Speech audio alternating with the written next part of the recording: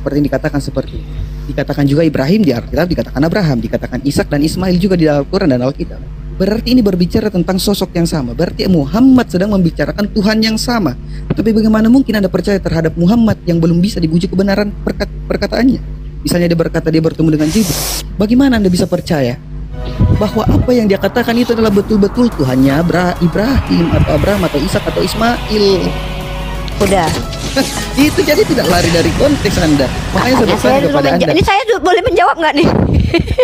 Oh ya sudah, silakan. Yang penting Anda paham apa yang saya maksud. Ya, paham dong. Bagaimana cara membuktikan bahwa Nabi Muhammad ini benar? Ya buktikan kalau dia pernah berbohong. Sebagaimana saya bisa membuktikan bahwa Paulus dan Tuhanmu berbohong. Maka saya nggak percaya sama Tuhan yang pernah berbohong. Gitu caranya. Kamu buktikan bahwa Nabi saya pernah berbohong. Nah, contoh dalam Lukas pasal 24 nomor 46, Yesus berkata, seperti apa yang tertulis nih, saya kasih kamu data nih, Tuhanmu berbohong. Makanya saya nggak percaya kalau Tuhanmu Tuhan beneran, karena dia berbohong ya. Nih. Oke, nanti saya tunjukkan bahwa Muhammad pernah berbohong ya. Ya, buktikan. Saya minta data Nabi Muhammad pernah berbohong. Ini yang saya tunggu nih. Kalau kamu mampu membuktikan Nabi Muhammad pernah berbohong nih, keren nih ya. Silakan. Lukas ya, kita lihat teman-teman ya. Kita udah lari konteks ya, tapi saya akan kembali ke poin tadi teman-teman. Dia mengajak saya lari, tapi saya nggak akan lari kok teman-teman. Saya tetap bertanya, apakah Tuhan yang ngambil bini orang ini Tuhan yang layak disembah? Itu pertanyaan saya teman-teman. Tetap saya mau memastikan Tuhan yang mengambil bini orang dan membuat perjinahan baru ini adalah Tuhan yang layak disembah ya. Lukas ya, pasal 24. Anda menaruh standar. Bukan. Justru yang memberi standar Tuhan Anda yang versi manusia. Kan Tuhan Anda versi manusia.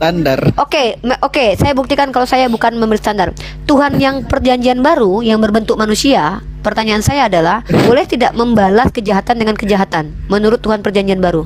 Jangan lari-lari, silakan bernarasi kan dulu. Saya belum selesai. Anda kan menuduh saya bernarasi sendiri. Begini. Maka moral. Kenapa ini? Saya belum selesai. Dari tadi Anda potong, giliran Anda bicara saya diam. Oke, ya sudah. Bisa nggak diskusi? Lanjutkanlah. Nah, gini loh, moralitas yang diberikan oleh Tuhan Anda yang berbentuk manusia yang muncul di abad pertama itu mengatakan tidak boleh membalas kejahatan dengan kejahatan. Betul tidak, brother? Oh betul, itu betul itu. Nah, itu berlaku untuk manusia saja atau untuk Yesus juga berlaku? Yesus boleh tidak membalas kejahatan dengan kejahatan? Saya tidak pernah dengar ayatnya. Nah, ketika Tuhanmu yang versi manusia mengatakan tidak boleh membalas kejahatan dengan kejahatan, pertanyaannya, kenapa berbeda sikap dengan Tuhanmu yang di perjanjian lama yang adalah Bapaknya Yesus? Dia bahkan menghukum orang berzina dengan mengadakan perzinahan baru. Sementara Tuhanmu yang versi manusia ketika perempuan berzina itu dibiarkan lolos. Sementara dalam Imamat pasal 10 nomor 20, siapa yang berzina dia yang harus meninggoy. Tapi Tuhan Bapakmu ketika Daud berzina dengan bini orang, bukan Daudnya yang meninggoy, anak hasil jinanya yang dihabisi nyawanya, bininya yang diberikan kepada orang lain untuk ditiduri siang bolong. Tuhanmu menghukum orang yang tidak melakukan berzina. Apakah Tuhan seperti ini layak dikatakan Tuhan? Kalau dalam di Islam ini Tuhan yang keji, tidak ada bedanya dengan iblis. Saya jawab ya. Nah, saya gitu. Jawab, ya. Bentar, saya buktikan Tuhan kamu pernah berbohong ya. Lukas pasal 24 nomor 46 ya. Kamu siap-siap ini. Ya, buka, silakan dibuka. Lukas. Baca. Pasal 24 nomor 46. Kamu jawab tadi pertanyaan saya di awal, karena ini juga kamu bawa premisnya, saya harus luruskan. Lukas saya buktikan. 24 ayat pasal 4 ayat 46.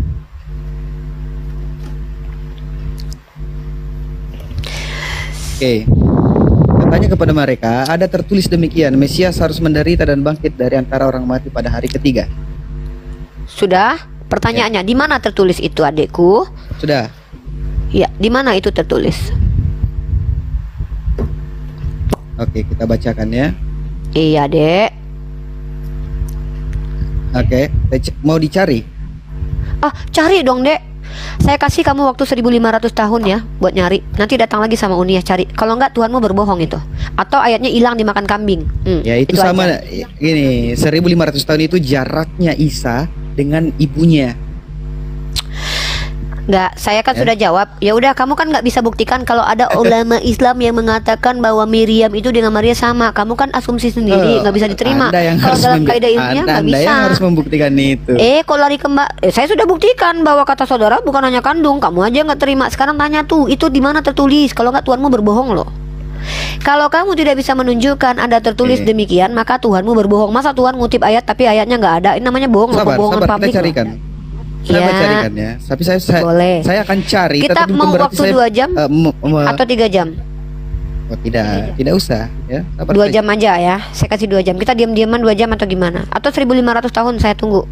Boleh? Itu jaraknya Maryam dengan Isa itu. Itu kan menurut kamu, Sabar, pendapatmu ya. kan nggak diterima kan? Soalnya kamu bukan ulama. Gimana dong? Kalau saya Bagaimana? mau Anda yang harus bertanya. membuktikan itu orang berbeda. Kok sama-sama saudara perempuan Harun kok berbeda? Saya sudah membuktikan bahwa Miriam dalam Maryam itu berbeda karena saudara bukan cuman kandung. Sama seperti Yusuf dengan Yusuf anak Yehuda. Silakan, cepat. Cepatlah. Lukas pasal 24 nomor 46. Itu di mana tertulis? Dengar. Nah, saya itu akan ya bacakan. bukti kalau Tuhanmu berbohong. Saya akan bacakan beberapa ayat ya, dengar. Di dalam Silakan. perjanjian lama. Oke. Dikatakan di Mazmur 16 ayat 10, sebab engkau tidak akan meninggalkan aku ya. Ya, sebab engkau tidak akan meninggalkan aku di dalam dunia orang mati, engkau tidak akan membiarkan orang kudus melihat kebinasaan. Oke, lalu kemudian dikatakan di Yesaya 53 ayat 1 sampai 12. Siapa yang percaya kepada kabar yang kami dengar dan kepada siapa lengan Tuhan telah dinyatakan, ia tumbuh seperti tunas muda di hadapan Tuhan, seperti akar dari tanah yang kering. Ia tidak berbentuk dan tidak tampan sehingga kita melihatnya. Ya. Kok Aduh. panjang Pak? Yang ditulis tuh cuman gini doang Pak. Ada Sabar, tertulis sabar, demikian. sabar. Mesias harus Saudara Anda mati mengundang menderita. saya. Saudara Anda mengundang saya. Saudara Anda Nathan apa Nandar sih? itu. Selesaikan dulu sama Jonathan saya. Nandar ngundang saya. Kan belum selesai. Oke, gitu. Jangan kabur dulu dong. Saya Oke. minta Anda, kalau Anda menjelaskan sepanjang itu, artinya Anda menuduh Yesus mengganti firman Bapa Allah Bapa. Kita lihat konteks ayat ini ketika sama yang dikatakan dengan Kamu Yesus. ngerti itu berarti nggak tidak arti berbeda. ada tertulis? Arti ada tertulis itu maksudnya Ada apa? tertulis itu maksudnya Berarti- kita bicara tentang konteksnya. Kalau konteksnya sama berarti itu yang dimaksud. Teman-teman perhatikan ya, makanya saya bilang orang Kristen tuh nggak ngerti bahasa Indonesia. Loh, Ada Anda tertulis demikian. Ada Iya, tertulis karena memang ada demikian. tertulis. Di mana tertulis Mesia harus mati dan bangkit dari antara orang mati. Coba sabar. Anda katakan saya harus jawab. Anda tidak terima ayat yang saya bacakan. Ya. Sudah ada 2 ayat Yang nggak saya terima bacakan lah, lagi. bukan itu ayatnya kok. Kamu dengan Oh, ini begitu kan kamu sama berbicara aja. tentang nubuatan. Kalau kamu membawa ayat itu, kamu sedang menuduh Yesus mengganti-ganti firman Tuhan. Dipersingkat sama ini Yesus kan ayatnya. berbicara tentang nubuatan. Yesus sedang berbicara ada tertulis itu dia berbicara Katanya- tentang ada nubuatan. Ada nubuatan seperti yang jadi saya katakan kalau ini. kalau ada tertulis jadi ada nubuatan gitu.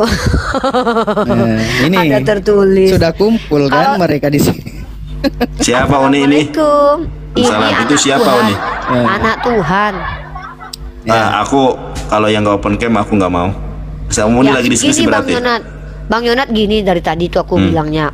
Apa-apa? Dia kan aku tanya 2 Samuel pasal 12 nomor 7 dan 8 sama ayat 11. Tuhan ngambil bini orang, ngasih ke orang lain. Sementara Tuhan itu kata dia Tuhan Bapa. Lo Anda Sementara begitu jangan Tuhan framing Anda. Loh, kan Anda yang bilang tadi Ya, benar Anda. Tuhan Bapa. Begini sabar ya. Anda mencoba menaruh standar Tuhan ya, standar manusia terhadap sesuatu yang maha kuasa. Bagaimana mungkin Anda melakukan itu? Ya kalau begitu akui saja Tuhan Anda menghukum kejahatan dengan kejahatan Saya baru begini, gitu. saya tanya kepada Anda tadi, saya tanya kepada Anda, apakah Ibrahim dan Abraham sama? Kalau memang sama, berarti Tuhannya sama. Saya Lalu kemudian jelaskan Anda sekali taruh lagi. standar terhadap Tuhan Anda. Oke. Ini gimana sih, brother? Nah. Saya mau ngomong menjelaskan nggak boleh? Anda Boleh. gini, Anda kan menjelaskan kepada Yonatan. Nanti setelah inilah ya, saya akan jawab pertanyaan Anda tadi. Ya, Dikatakan saya di minta Hosea 6. dalil Lukas 2446 ada tertulis iya, demikian. dikatakan di Nah, kata Hosea. Yesus maksud ada Dengar, tertulis itu apa? Iya. Dikatakan di Hosea 6 ayat 2. Ia akan menghidupkan kita setelah 2 hari. Pada hari yang ketiga Ia akan membangkitkan kita dan kita akan hidup di hadapannya. Ini berbicara tentang nubuatan ini. Aduh, ada tertulis demikian, Mesia harus mati dan bangkit dari ketiga, tiba-tiba ayatnya berubah, guys. Aduh, ngeri ini, guys. Ini kalau kayak gini-gini, guys, ini berarti Dengar, merubah firman Tuhan. Janganlah merubah firman Tuhan. Ya ampun, brotherku. Di Ngeri dalam kali ini, perjanjian ya lama. Nah, ini ya, sabar ya. Di dalam Hosea 6 ya, ayat 2 tadi itu berbicara tentang nubuatan Mesias yang akan mati lalu kemudian bangkit pada hari ketiga. Di sini kata Yesus ya, ada tertulis Berarti demikian, tidak ada- Mesias harus berarti menderita dan tidak bangkit tertulis dari antara begitu orang ya? mati pada hari yang ketiga. Ya Yesus sudah, di sini ini udah. dia tidak Ya, mengutip Iya, berarti dia tidak mengutip di sini. berarti tidak ada ya tertulis Mesias harus menderita dan bangkit. Enggak ada tertulis begitu ya. Tidak ada sama persis Nggak tulisannya ada, tetapi ya. Yaudah, maksudnya ada, maksudnya ada. Enggak berbohong. Berbohong dong. Ada Begini, tertulis demikian, dengarkan. tiba-tiba tertulisnya Dengarkan nggak baik-baik. begitu. Itu bohong loh. Itu namanya Coba, merubah Anda ini firman Tuhan. katanya bisa diskusi. Bisa. Anda katakan Anda bisa diskusi ya, dengarkan. Dikatakan di Lukas 24 ayat 46, katanya kepada mereka ada tertulis demikian, Mesias harus menderita dan bangkit di antara orang mati pada hari yang Tapi ketiga. tidak tertulis Dikatakan di begitu Hosea, ya. dikatakan di Hosea 6, dengar. Dikatakan di Hosea 6 ayat 2, ia akan menghidupkan kita setelah 2 hari, pada hari yang ketiga ia akan dibangkitkan. Ia Kita akan dan- menghidupkan kita kita. akan hidup. Kita itu siapa? Yang ia siapa? Anda jangan lari, ini berbicara tentang nubuatan yang dimaksud Yesus Ia itu adalah akan menghidupkan nubuatan tentang kita, Mesias kan? itu ada. Ia nubuatannya kan ia akan Aduh, menghidupkan kita. Yesus, Yang ia siapa? Yang kita siapa? Yang dihidupin siapa di situ? Anda Jangan ini tipu terlalu saya. lucu loh. Lucu tepuk Pertama, tangan, Anda lucu. tidak menjawab. Begini, Apa? dengarkan saya. Pertama, Anda tidak menjawab pertanyaan saya tadi. Bagaimana, apa standar iman Anda yang mengatakan bahwa Jibril pernah bertemu dengan Muhammad? Dan yang diucapkan Muhammad itu Masalah adalah benar Hosea wahyu, tadi dan udah clear keseluruhan ya. ayat Al-Quran itu adalah kebenaran. Ya, udah clear masalah tadi Iya, di Hosea udah itu clear. ternyata yang dihidupkan kita, bukan Oke. dia, bukan Yesus ya. Tidak terpenuhi Nah, ini kan nubuatannya, guys. ini kan nubuatan. Ya nubuatannya gagal karena kalau di Astaga. nubuatannya ia membangkitkan kita. Di perjanjian baru si dia yang dibangkitkan, beda. Nubuatan, dengar.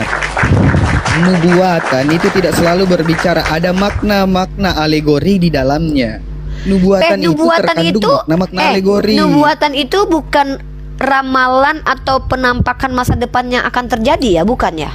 Oke, saya bertanya kepada Anda, apakah Muhammad pernah dinubuatkan dalam Alkitab? Bible? Nabi Muhammad dinubuatkan dalam kitab Anda tentu tidak ada secara eksplisit. Kenapa? Karena kitab Anda itu kitab Loh, ini kenapa sih Saudara ketawa? tadi yang dengar. Saya lagi- saya belum selesai ngomong, kenapa sudah dipotong? Yonatan Nandar, dengar. Yonatan Saya Nandar belum tadi itu selesai sering ngomong, loh. mengatakan bahwa Iya, saya belum selesai ngomong. Saya belum selesai ngomong. Ya udah deh, ngomong dulu deh. Ya udah, kamu saya diam deh. Kamu ngomong dulu deh, ya. Saya belum selesai ngomong. Oke. Kalau udah bilang, Materi udah. Hosea Sudah. 6 ayat 2 ini memang Sudah nubuatan tentang aduh. Mesias.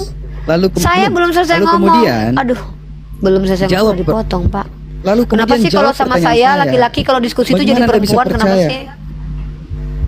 Iya, saya mau jawab. Anda tadi bagaimana ngasih Anda pertanyaan bisa mulu. katakan bahwa yang diucapkan Muhammad adalah benar-benar wahyu.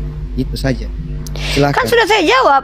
Tunjukkan bukti kalau Nabi Muhammad pernah berbohong. Orang yang tidak pernah berbohong ya nggak mungkin berbohong karena dia tidak terbukti pernah berbohong. Sama seperti beda dengan Saya Tuhan Anda yang tunjukkan pernah ayatnya berbohong. dia berbohong. Orang yang pernah berbohong, tunjukkan.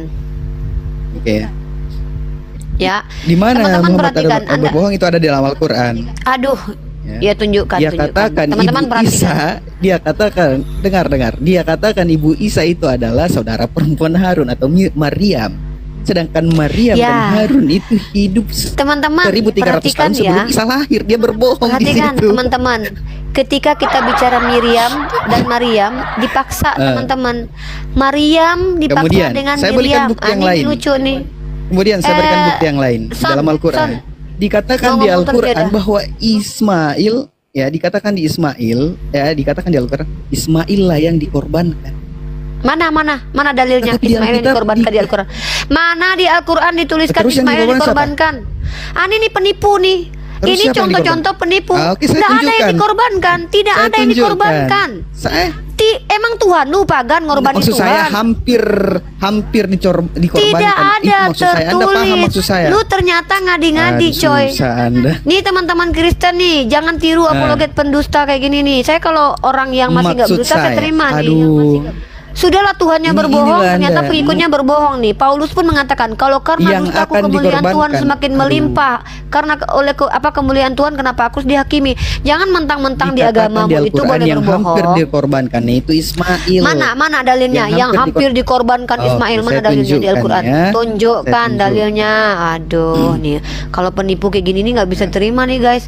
Nih orang Kristen kalau penipu gini diterima nggak sih sebagai apologet? Boleh nggak sih di agama kalian berbohong kayak gini ngejebarin agama? Hah?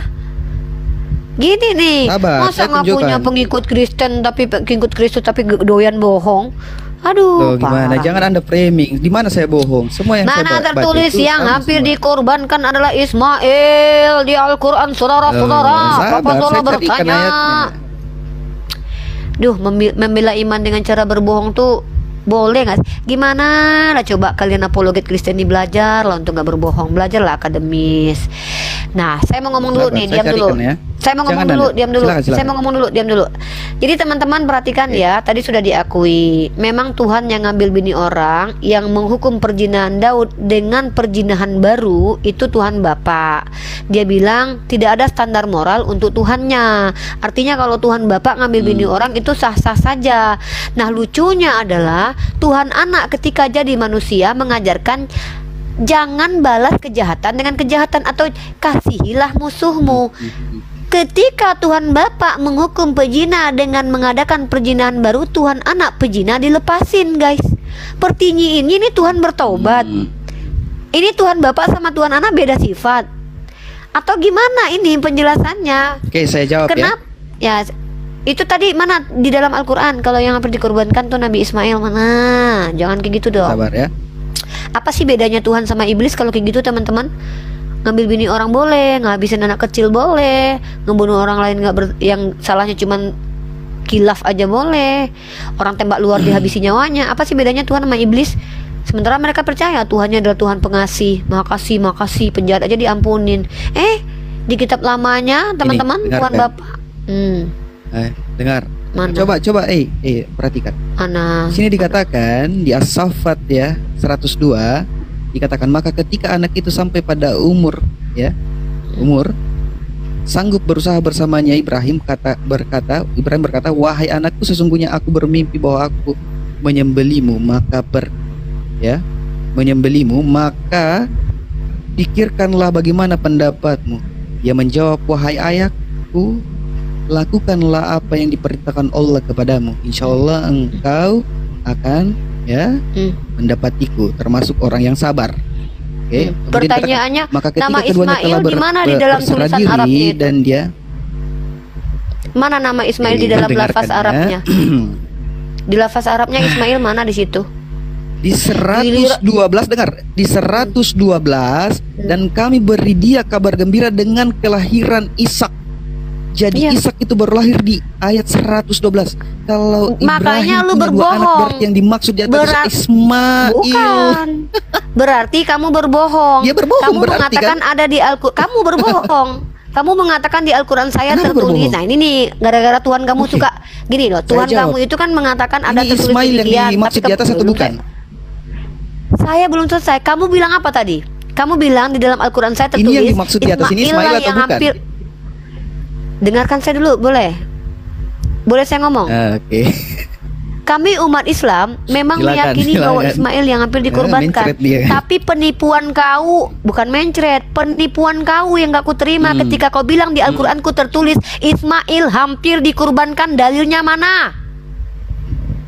Yang Penipu? di situ yang dikorbankan bukan Ismail, yang hampir dikorbankan ini itu nih. bukan Ismail. Teman-teman perhatikan, mana Jawab tertulis pertanyaan di situ saya. di dalam Al-Quran lafaz.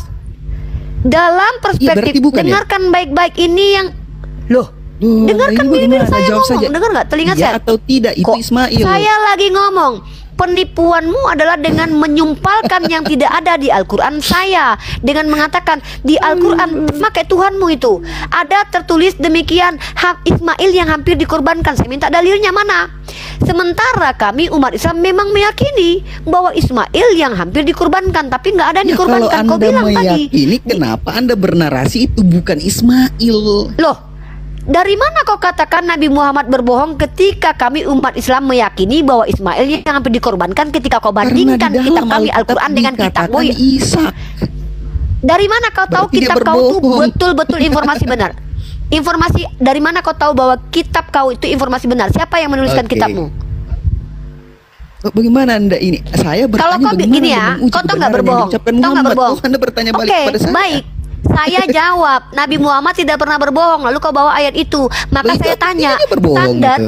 Berarti kau bilang kitabmu benar kan menurutmu? Pertanyaanku, Loh, iya, dari betul, mana kau benar. tahu bahwa informasi di kitabmu itu benar? Siapa penulis kitabmu itu? Loh, 700 tahun orang Ini nih, mengimani orang bahwa Kristen Yesus nih. dituhankan yang nah, Anda ini bagaimana? Saya tanya, Ribuan tahun, ketika kau ya, jadikan kitabmu belasan sebagai abad. sandaran kebenaran, lalu kau bilang Nabi Muhammad. Dengar dulu, ini gantian Dulu. kalau ngomong. Dari tadi kau kan punya standar Anda sendiri. bertanya Dari tadi kau bagaimana? sabar. Orang Yahudi mengatakan Tuhanmu adalah nabi palsu. Tiba-tiba kau sebagai Kristen datang baru muncul mengatakan yang mati terkutuk itu adalah Tuhanmu. Berarti yang berbohong kau berarti. Karena orang Yahudi mengimani yang mati terkutuk itu nabi palsu. Kau Kristen baru muncul mengatakan yang terkutuk itu adalah Tuhan. Berarti karena kau baru memberikan informasi yang berbeda dengan orang Yahudi, berarti kau berbohong, berarti Kristen berbohong berarti. Ini logikamu ini. Coba tunjukkan saya Logikamu ayatnya. adalah mengatakan informasi yang Oke, orang Yahudi menganggap Yesus nabi palsu atau nabi asli. Kutunjukkan samamu Iya, ya, betul. bahwa Yesus Betul. dikatakan sebagai Balzebul. Betul. Kau muncul sebagai orang Kristen mengatakan yang terkutuk mati di tiang salib itu adalah nabi asli atau Tuhan asli atau nabi yang Mesia asli. Oh, oke. Betul kan? Nah, Buktikan yang mana bahwa duluan? perkataan Orang Yahudi hidup atau adalah orang Kristen? benar bahwa Yesus adalah nabi palsu. Nah, sama seperti ku Nah. bertanya, buktikan kalau kitabmu benar ketika mengatakan Duh, Ishak yang disembelih, Ishak yang mau disembelih. Eh. Ini standar ganda nih teman-teman. Ketika saya Benar, tanya, dari mana pertama. kau bisa memvalidasi kebenaran? Diam dulu, gantian Sabar. dong. Kalau begini nggak bisa diskusi. Nah. Kau dari tadi sabar. Kau tuh standar ganda. Ketika Silakan, kau silakan. bilang Nabi Muhammad berbohong dengan menyandingkan informasi dalam kitabmu yang tidak jelas informasinya dengan Al-Qur'anku, Oke. yang mana Al-Qur'anku tak terbantahkan kebenarannya, bahkan kalian tidak mampu memenuhi challenge-nya. Bentar dulu. Maka aku tanya, berarti kan menurutmu kan ini benar. Masalahnya bagi kami umat Islam, kitabmu itu tidak benar. Maka kau buktikan kepada kami bahwa kitabmu benar dengan menjawab siapa penulis kitabmu. Biar aku selidiki bahwa betul nggak. Bagaimana kau bilang kitabmu benar, penulisnya aja kau nggak tahu. Itu satu. Benar. Nah, lalu ketika kau bertanya, aku tanya samamu bahwa analoginya adalah belum selesai. Analoginya adalah ketika orang Yahudi mengatakan Tuhanmu itu dari Balzebul, lalu kau sebagai Kristen mengatakan dia adalah Tuhan betulan, mana yang lebih dulu hidup, orang Yahudi atau kau? Tentu orang Yahudi. Maka kau sedang membandingkan informasi yang diberikan Yahudi dengan informasi yang diberikan gerejamu. Pertanyaannya adalah Saya ingin bertanya informasi kepada yang Anda, lebih apakah belum dituliskan selesai. di dalam kitab Yahudi bahwa Yesus yang tadi Ini Tuhan di adalah nabi kitabmu palsu? tertulis orang Yahudi mengatakan bahwa Tuhanmu itu dari Balzebul. Nih, kutunjukkan kau datanya. Dengar, Tuhan kau apakah di itu kitabnya orang Yahudi mengatakan di kitabmu bahwa yang Yesus adalah nabi palsu? penulis kitabmu orang Yahudi bukan? Matius, Markus, Itu kan Matius itu orang tuduhan Yahudi. orang-orang Yahudi. Nah, orang Yahudi menerima bahwa Tuhanmu nabi palsu. Maka ketika Tuhanmu mati beneran, tervalidasilah Tuhanmu kita nabi berbicara palsu. tentang kitabnya. Kita tidak bicara tentang kitabnya orang Yahudi. Tuh, kitabmu itu kan ditulis oleh manusia, oleh orang Yahudi. Kitabmu kan ditulis oleh orang dengarkan saya. Yahudi. Sabar. Kok dengarkan saya? Kalau misalnya Yohanes itu orang Yahudi apakah enggak? orang Yahudi mengimani perjanjian baru? Ya Saya enggak lah, bertanya kepada sampah Anda, bagi mereka. Saya tanya, Nah, kitabmu itu disitulah ditulis orang dicatat Yahudi itu. enggak? Makanya saya tanya, kitabmu itu yang mana? ditulis orang Saya Yahudi bukan? tanyakan kepada Anda. Di mana? Yohanes, Matius Ingat itu orang dulu. Yahudi sabar bukan? Dulu, sabar. Anda terlalu Kok dari tadi bernarasi sabar-sabar terlalu mulu? panjang. Saya ingin Bukan bertanya bernarasi kepada terlalu Anda. panjang. Kita TikTok, tapi kau Di nggak dalam mampu kitab menjawab orang pertanyaan saya, lari terus, kabur tunjukkan terus. di dalam kitab orang Yahudi di mana dikatakan bahwa Yesus itu nabi palsu. Kenapa? Karena orang Yahudi tidak orang Yahudi yang menolak Yesus itu tidak mengimani perjanjian baru. Oke, kau bicara kitab Yahudi bahwa di manakah tertulis di kitabnya orang Yahudi bahwa Yesus nabi palsu? Aku katakan Iya. di kitab kau tertulis seluruh Kirain orang mau Yahudi. Ini jawab nih. Kirain mau Ini boleh jawab nggak? tunjukin data. Di kitabmu tertulisnya. Nih, kutunjukkan Di di kitabmu. perjanjian baru kan tertulis Se- itu kan? Saya tanya, orang Yahudi pada saat Yesus hidup itu menganggap Yesus Mesias atau nabi palsu? Jawab. Sebagian menganggap dia Mesias, sebagian tidak. Siapa yang menganggap tidak? Siapa yang menganggap bahwa dia adalah Orang-orang yang Mesias? berusaha menyalibkan dia kan? Yang menganggap dia Mesias siapa? Ya orang yang menganggap dia Mesias yang Berapa orang? murid-muridnya, rasul-rasulnya. Ya, berapa orang? Berapa orang? Berapa orang Yahudinya? Loh, yang mana kita tahu jika Anda bertanya Nah, tentang jumlah. Anda ini bagaimana Mayu- diskusi? Loh, bukan gitu. Masalahnya udah. Boleh gantian. Nah, teman-teman perhatikan ya premis dia ya, dia standar ganda ya. Ketika dia ganda. mengklaim, boleh ngomong nggak nih? Bisa, Oh ya, Anda jangan kayak framing edit saya. dong. Lah, saya mau ngomong nih, dipotong mulu. Nggak Jangan clear apa framing yang tentang saya kalau begitu. Boleh ngomong? Ya udah boleh ngomong. Silakan. Laki-laki loh, masa ketika laki-laki Kristen kalau berhadapan sama saya langsung jadi perempuan, Pak? Lihat Minimal dia anak- framingnya saya ini. Dia tidak boleh nggak berbicara nih ngomong? tentang apa yang saya sampaikan. Dia Ya, boleh berbicara nggak? tentang saya. Boleh ngomong nggak? Perhatikan Boleh. perempuan ini. Iya, saya perempuan. Anda daripada Anda laki kayak perempuan, mendingan saya di perempuan asli nih. Boleh saya ngomong? Lihat, perhatikanlah. Aduh, tidak kok cengeng ucapkan banget sih Pak? apapun, Pak, pikul salib Pak. Pak, kalau Kristen itu pikul salib, masa cengeng banget diskusi sama saya di bal-bal gini aja langsung Anda ini nangis. framing tentang saya. Pikul salib, Yesus Anda Tidak dikatakan berbicara terkutuk aja harus pikul salib. Kenapa kok cengeng banget nih anak muda ini? Gitu aja langsung Ya, nangis. perhatikanlah. Pikul salib lah. Karena dia lebih tua. Ya. Iya, Dia udah saya katakan mau ngomong. seperti itu. Kenapa saya dihalang-halangi mau ngomong? Ya sudah, Udah, silakan ngomong. boleh. Nah, teman-teman apa yang saya perhatikan ya. ucapkan, jangan tanggapi Ketika apa yang saya dia lakukan. mengatakan Nabi Muhammad itu berbohong dengan mengklaim bahwa informasi yang benar itu ada di kitab dia. Ini kan metode apa ini? Siapa bilang kami umat Islam, seluruh manusia bisa membuktikan bahwa kitabmu ini benar? Maka secara ilmiah, untuk membuktikan secara universal menggunakan kaidah ilmiah untuk membuktikan bahwa informasi yang datang dari kitabmu itu betul-betul benar dan bisa dipertanggungjawabkan, maka tolong kau tunjukkan samaku siapa penulisnya, tahun kapan ditulis kitabmu itu, dan metode penulisannya seperti apa. Kalau kau tanya Al-Quran, saya bisa jawab. Saya punya hadisnya, di mana Al-Quran itu bukan hanya dihafalkan, tapi juga ditulis di zaman Rasulullah, validatornya Rasulullah. Nah, ini baru namanya transmisi kitab suci. Ketika kitabmu aja gagal sebagai kitab ilmiah, kau paksakan aku harus menerima informasi di dalam situ. Sudah. Kau tahu tidak? Ketika Ibrahim itu selesai mengorbankan anaknya, dia balik kemana? Oh, katanya Dia tidak balik ke dikorbankan. Betseba. Ini aku lagi membuktikan ada anakronisme di kitabmu, nggak layak dipercaya. Di kitabmu itu, ketika Abraham selesai mau mengorbankan anaknya, dia balik ke rumah Sarah atau ke rumah Hagar? Jawab.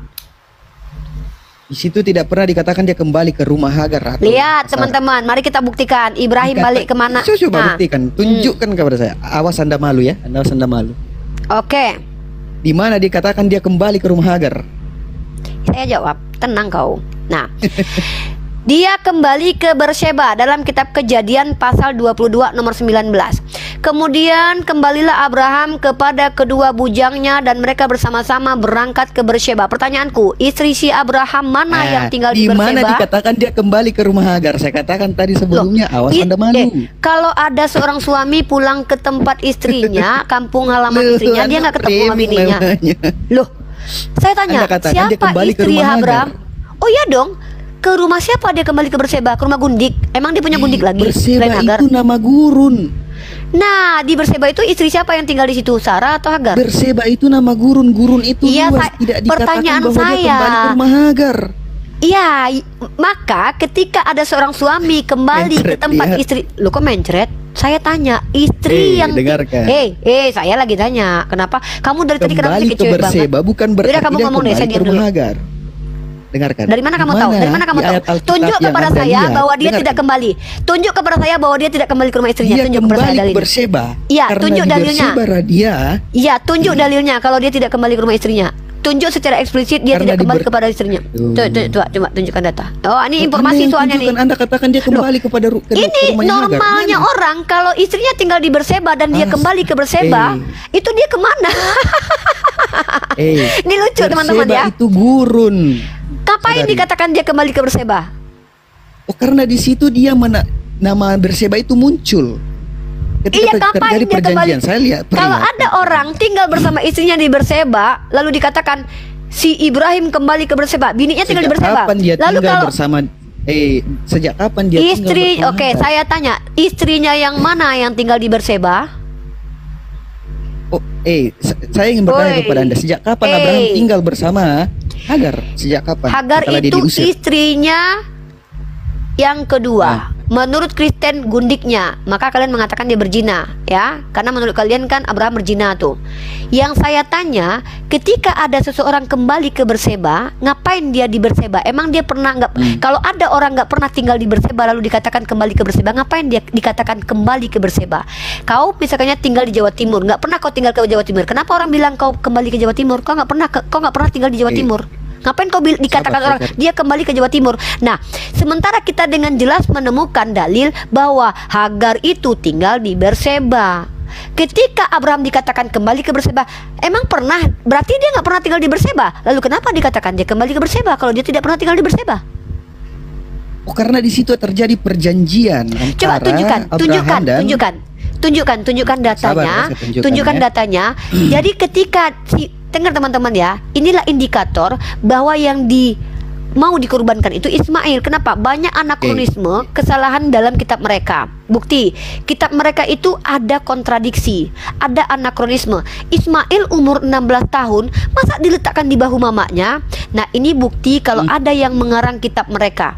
Nah, jadi bentar dulu, bentar dulu, saya Anda belum menyuruh saya ngomong. untuk menunjukkan. Dikatakan di Kejadian 21 ayat 32.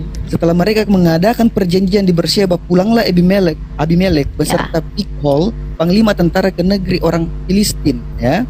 Jadi kemudian kita lihat di sini dikatakan di ayat 27. Lalu Abraham mengambil domba dan lembu dan memberikannya semuanya itu kepada Abimelek. Kemudian kedua orang itu mengadakan perjanjian. Ayat 28. Tetapi Abraham memisahkan 7 anak domba betina dan domba itu lalu ke Abimelek Abraham untuk pakai ke-7 domba itu. Berpisah jawab, ke-7 anak domba ini harus kuterima di tanganku menjadi tunda bukti bagiku bahwa engkau menggali sumur ini. Sebab orang yang menyebut tempat itu Berseba, sebab itu orang menyebut tempat itu Berseba. Terus? Jadi karena ada ini jawabannya? Anak mana yang tinggal di Berseba? Anaknya yang mana yang tinggal di Berseba? Kalau perjanjian itu terjadi di Berseba, anak mana yang tinggal di Berseba? Kalau bukan anak yang tinggal di Berseba, mana dalilnya dia menjemput anaknya ke Hebron? Sebab itu orang menyebut tempat itu Berseba karena kedua orang itu telah bersumpah di sana. Jadi pada saat yang mana Abraham tinggal dan di Abimelek, Berseba? dengar dulu. Pada saat Abimelek dan Abraham bersumpah, maka orang-orang menyebut tempat itu Berseba. Tempat itu tidak pernah dikatakan di ayat ini bahwa dia tinggal bersama Hagar di Berseba. Tapi dikatakan di sebelumnya bahwa Abraham mengusir Hagar dan Ismail. Bertambah besarlah Saya tanya anak itu sama kamu sekali lagi ya. Anaknya yang mana yang tinggal di Berseba? Karena kalau perjanjian itu dilakukan di Berseba, maka anaknya yang mana yang tinggal di Berseba? Ismail. Justru ini lebih membuktikan. Ismail yang Terima diusir. kasih. Terima Turun. kasih Tetapi tidak teman-teman. dikatakan bahwa dia tinggal bersama dengan tidak dikatakan dia tinggal bersama dengan anaknya Abraham. yang tinggal di Berseba siapa, saudaraku? Jawab. Tidak dikatakan. Anaknya yang mana yang dengarkan. tinggal di Berseba? Dia kan kata kamu dia mengadakan perjanjian di Berseba. Pertanyaannya, anaknya yang mana yang tinggal di Berseba? Jawab, adikku yang ganteng. Jawab. Siapa nama? Yang tinggal di sana memang nama Hagar dan adaknya yang siapa? Ismail. Terima Tapi tidak kasih. dikatakan bahwa Abraham tinggal bersama dia. Iya.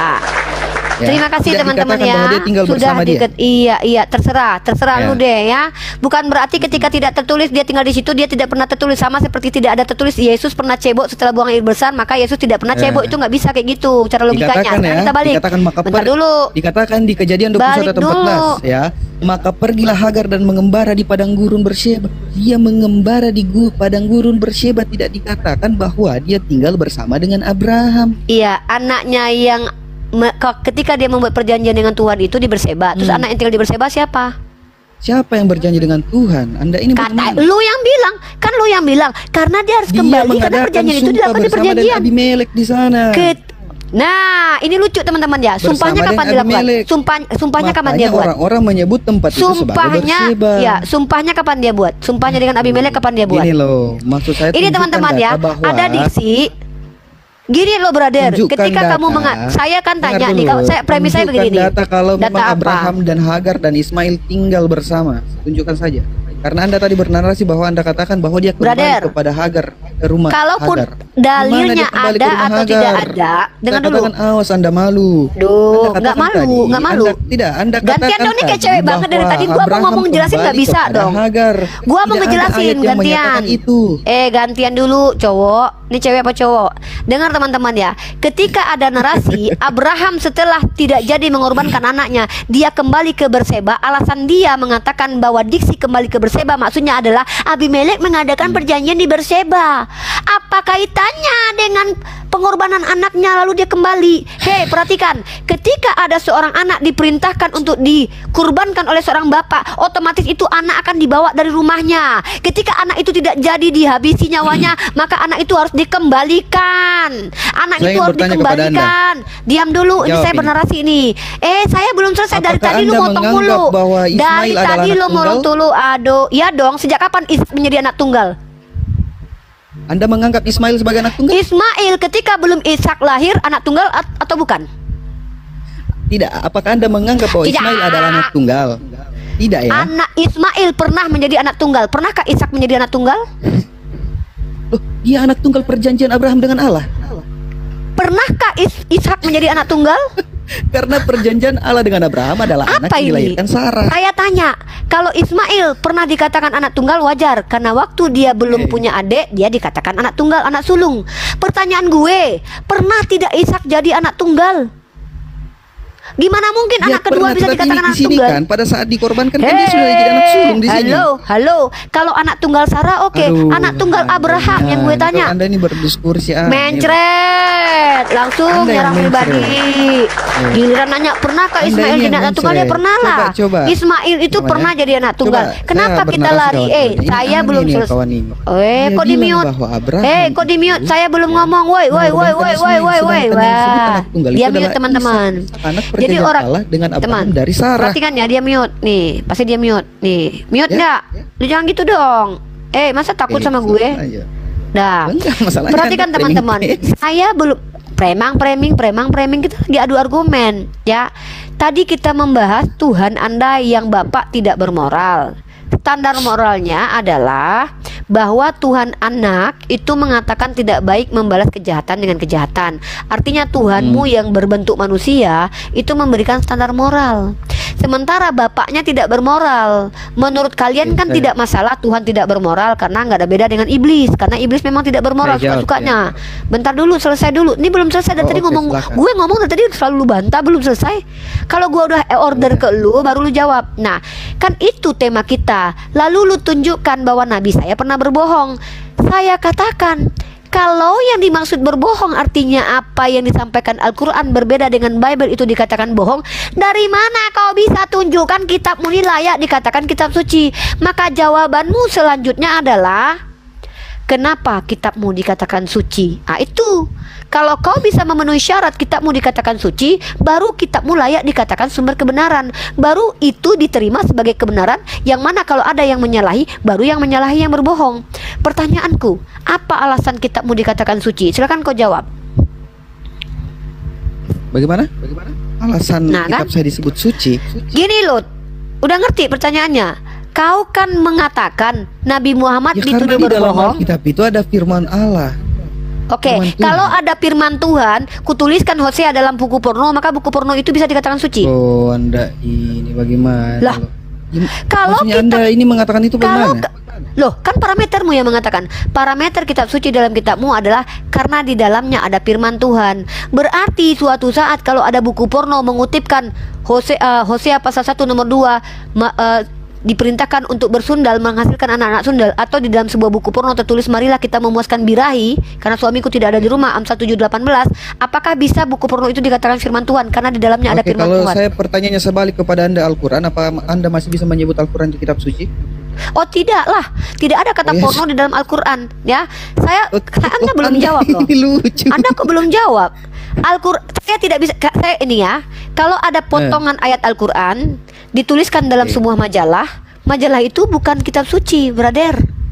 Ya, pahami Ya diri. sama saja. Nah, sementara kau bilang, kenapa kitabmu dikatakan suci? Karena di dalamnya ada firman Tuhan. Nih, Ya, kalau seandainya Al-Quran disebut ada suci firman karena apa? Tuhan, mantap pertanyaannya nih. Kau dengarkan aku menjawab. Al-Quran dikatakan suci karena di situ tidak ada kontradiksi. Kau buktikan kalau ada kontradiksi. Tidak ada kontradiksi. Oke, Ya. nanti saya tunjukkan ya. Ya, tunjukkan kontradiksinya. Secara ilmiah ya. Secara ilmiah ya, menggunakan kaidah, paham kaidah ilmiah? sabar. Menggunakan kaidah ilmu nahu dan sorof dan juga sastra Arab. Yang kedua, kenapa Al-Quran dikatakan suci? Al-Quran dalam surah Al-Hijr, inna nahnu nazalna zikra wa inna lahu lafizun. Ya, kami yang menurunkan, kami yang menjaga. Maka kau harus buktikan apakah Al-Quranku pernah terdistorsi. Nah, Oke. tidak ada satupun kitab suci di dunia ini, ya. Dengarkan dulu nih, dengarkan dulu. Woi, Belum saya selesai tidak bilang saya. apa-apa. Nah, tidak ada satupun kitab suci di dunia ini yang tidak terdistorsi kecuali Al-Quran. Tidak ada satupun kitab suci di dunia ini yang di dalamnya ada konten kontradiksi. Hanya Al-Quran yang tidak ada kontradiksi. Saya kasih contoh. Bentar dulu, saya kasih contoh. Nah, contoh dalam kitabmu, ya. Nih. Ya, sabar ya. Kita lihat contohnya. Saya tidak akan diberikan waktu berbicara ini karena sudah paham Lah. apa yang saya katakan. Bukan gitu. Kan kau tadi menanyakan sama aku, gimana kenapa Al-Quran dikatakan suci? Tentu jawaban lebih panjang. Aku menjawab itu sekaligus membuktikan. Paham nggak, Dek? Bisa nggak diskusi bagus-bagus? Nah, jadi nah, sementara kau sudah gagal premismu. Kitabmu itu sama dengan buku porno. Kalau ada buku porno yang di dalamnya memuat Amsal pasal 7 nomor 18, maka buku porno itu dikatakan kitab suci, betul kan? Menurut standarmu benar nggak? Benar. Saya tanya, gini loh, kan kita sepakat untuk berbeda. Menurut orang Kristen, majalah Bobo kalau memuat Amsal 7:18, maka majalah Bobonya dikatakan kitab suci. Tidak, tidak begitu. Nah, kalau gitu definisi di dalam kitab itu ada kitab suci, berarti gagal premismu. Ya berarti gagal standarmu yang gagal, blunder standarmu. Ya, nah sekarang buktikan Al-Quran ada kontradiksi, silakan. Nah ini, Anda sepakat dengan pernyataan ini? Apa? Pendapat Sayyidina Umar yang diabadikan dalam Al-Quran. Yang saya tanya itu kontradiksi. Paham arti kontradiksi? Kontradiksi itu adalah diksi yang kontra. Silakan. Mana kontradiksi? Anda katakan bahwa Al-Quran itu sepenuhnya firman Allah. Betul. Firman Allah yang mengambil pendapat Nabi Sayyidina Umar Ibn Khattab. Mencret dia. Kok mencret? Ketika Umar Ibn Khattab. Loh, sekarang saya tanya, kalau kamu berpendapat Unirifa, saya ingin memakai baju, lalu saya bilang, saya mengizinkan kamu memakai baju, itu perintah saya atau perintah kamu? Saya tunjukkan ayatnya kalau begitu ya. Saya tanya dulu nih. Saya tanya dulu. Kamu bilang lebih baik pakai berframing seperti itu lagi. Belum selesai kok framing. Ini pembuktian, ini cara memahami. Ketika kamu Son, kamu anak Tuhan, anak Yesus nih. Luar biasa. Lebih baik kamu pakai baju. Lalu saya mengatakan. Ini kontradiksinya. Perhatikan. Mana kontradiksi? Saya bernarasi. Ya, kontradiksinya mana? Dikatakan di sini jika kamu berdua bertobat kepada Allah. Yang jelas-jelas nih Allah menjadi orang ketiga tunggal yang sedang dibicarakan. Jadi ini tidak mungkin perkataan Allah. Ini jelas apa pendapat Sayyidina Umar yang sedang menasihati Hafsah dan Aisyah. Kontradiksinya dengan ayat apa? Ini ngerti nggak sih kontradiksi ini orang? Kamu ngerti kontradiksi? Ini perkataan Allah atau bukan? Semua Al-Quran perkataan Allah. Saya tanya, kontradiksi artinya apa? Tidak ada kecocokan dengan narasi Anda. Loh. Ketika narasi awal itu tidak cocok dengan apa yang kita bahas. Ya Allah. Itu namanya kontradiksi. Tahu nggak kontradiksi Anda itu? Paham kontradiksi berarti. Kontradiksi ya, itu kamu sedang mencoba ayat per ayat. Kontradiksi artinya ayat per ayat dengan narasi kontradiksi itu berbeda. Itu artinya kamu sedang mencoba argumen Unirifa kontradiksi dengan Al-Quran. Yang saya maksud Al-Quran sebagai kitab suci adalah tidak adanya kontradiksi antara ayat Al-Quran dengan ayat Al-Quran. Anda ini bernarasi terlalu panjang. Coba dengarkan saya. Udah gini Son, gini ya. Tunjukkan kontradiksi. Nggak takut. Ya, sabar, kalau saya takut, ya. saya masih di sini kok. Kalau saya takut kayak gini kontradiksinya di mana? Ya, mana ayat apa? Kontradiksi dengan orang, misalnya begini. Anda katakan bahwa Al-Quran sepenuhnya firman Tuhan. Sejak kapan Allah berbicara kepada dua orang? Apa sih ini? Sejak kapan? Kontradiksinya dengan apa? Jika kamu berdua bertobat kepada Allah. Iya, kontradiksinya dengan apa? Ini kontradiksinya dengan ayat apa? Kontradiksi dengan pernyataan Anda yang mengatakan bahwa Al-Quran itu sepenuhnya. Loh, orang ini bagaimana loh? Orang ini tidak paham kontradiksi. Saya tunjukkan kontradiksi apa biar jelas ya. Oh ya Allah ya Robi, pantas. Kontradiksi itu apa? Orang ini tidak paham kontradiksi ternyata. Kontradiksi itu adalah diksi antara Al-Quran ayat 1 dengan ayat lain itu kontra. Kan saya bilang tidak ada kontradiksi di dalam Al-Quran. Sahabat, Anda ingin cari tahu tentang apa itu kontradiksi kan? Kontradiksi adalah pertentangan antara dua hal yang sangat berlawanan atau bertentangan. Anda katakan bahwa yang kamu kontradiksikan antara apa? Dengan apa? Loh, Anda katakan Al-Quran itu wahyu dari Allah, perkataan Allah. Sejak kapan Allah itu berbicara kepada dua orang? Itu kontradiksi namanya. Itu perintah. Kalau ini Allah bicara sama Nabi Muhammad. Yaudah ya, boleh saya ajarkan. Boleh nggak saya ajarkan kamu apa yang dimaksud dengan kontradiksi? Aduh. Nah, diam dulu, jangan pergi dulu ya. Mari kita ajarkan si Song ini apa yang dimaksud dengan kontradiksi dalam kitab suci. Loh, kok tidak ayat ini pendapat Sayyidina Umar. Loh, saya mengatakan bahwa Al-Quran adalah perkataan Allah, bahkan mengutip perkataan setan. Bahkan ketika setan berkata, What? berikanlah penangguhan waktu, itu perkataan setan dong, dikutip sama Allah, tapi yang berkata adalah Allah. Allah menceritakan Jadi apa-apa ini yang kami betul tidak pendapat ketahui. Sayyidina Umar. Jawab saja, ini Pendapat betul Sayyidina pendapat Umar Sayyidina Umar. yang disampaikan oleh Allah, maka itu perkataan Allah. Yang lucu Tidak. apa? Narasi ini siapa lebih dulu yang mengeluarkan? Sayyidina Umar atau Allah? Ketika Allah membenarkan pendapat Sayyidina Umar dan itu validatornya adalah Allah, masalahnya apa? Berarti betul ini adalah pendapat Sayyidina Umar. Iya memang betul. Masalahnya di mana? Itu yang saya minta Masalahnya daripada apa? Anda. Berarti Iya, tidak masalahnya semua di apa? sini itu dari Allah, tapi juga Pendapat dari Sayyidina Umar yang disampaikan Allah, maka itu tetap perkataan Sama Allah. saja.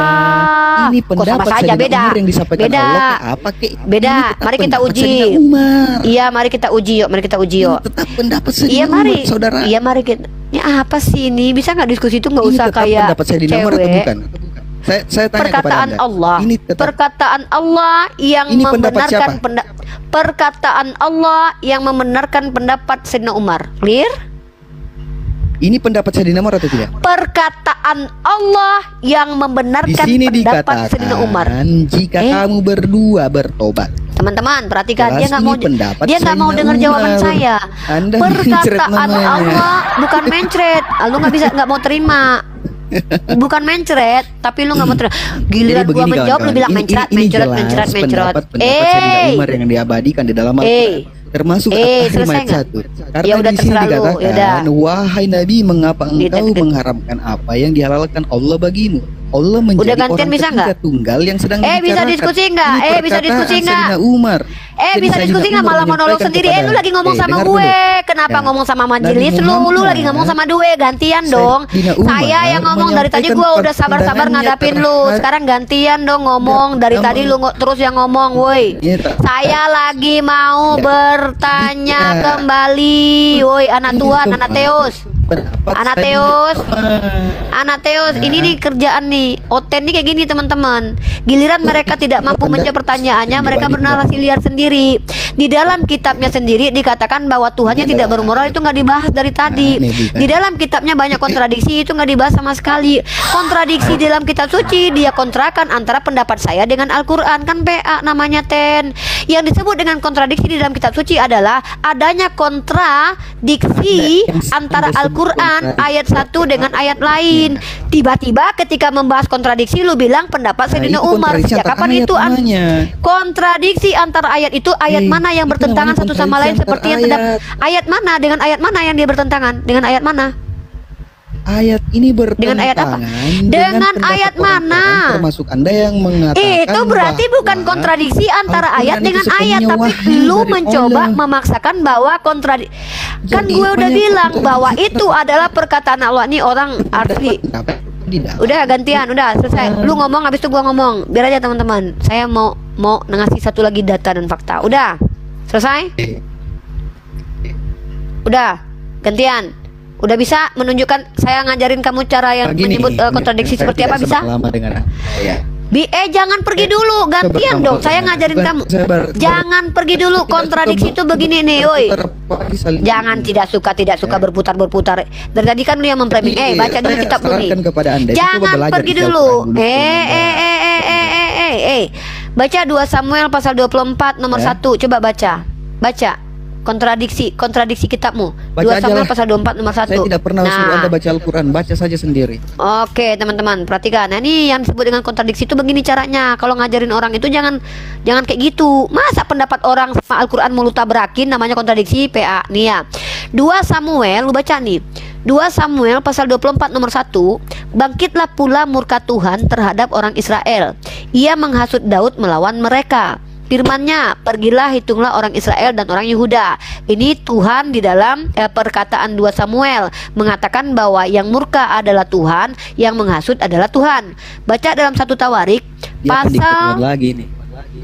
jangan lari dulu, gua belum selesai. Dalam 1 Tawarik pasal 21 nomor 1, iblis bangkit melawan orang Israel. Pertanyaannya, iblis atau Tuhan yang menghasut. Nah, ini baru kontradiksi nih. Diksi dalam kitab Samuel mengatakan yang murka adalah Tuhan. Diksi dalam kitab Tawarik yang murka adalah iblis. Apa nggak bisa dibedakan antara Tuhan dengan iblis? Ayo dijawab. Jadi yang menghasut siapa? Iblis atau Tuhan? Dengarkan. Apakah konteks Saya ayat dengerin. itu berbicara tentang hal yang sama? Iya, hal yang sama. Buktikan. Apakah Kalau ayat itu kan berbicara dikorelasi. tentang hal yang sama?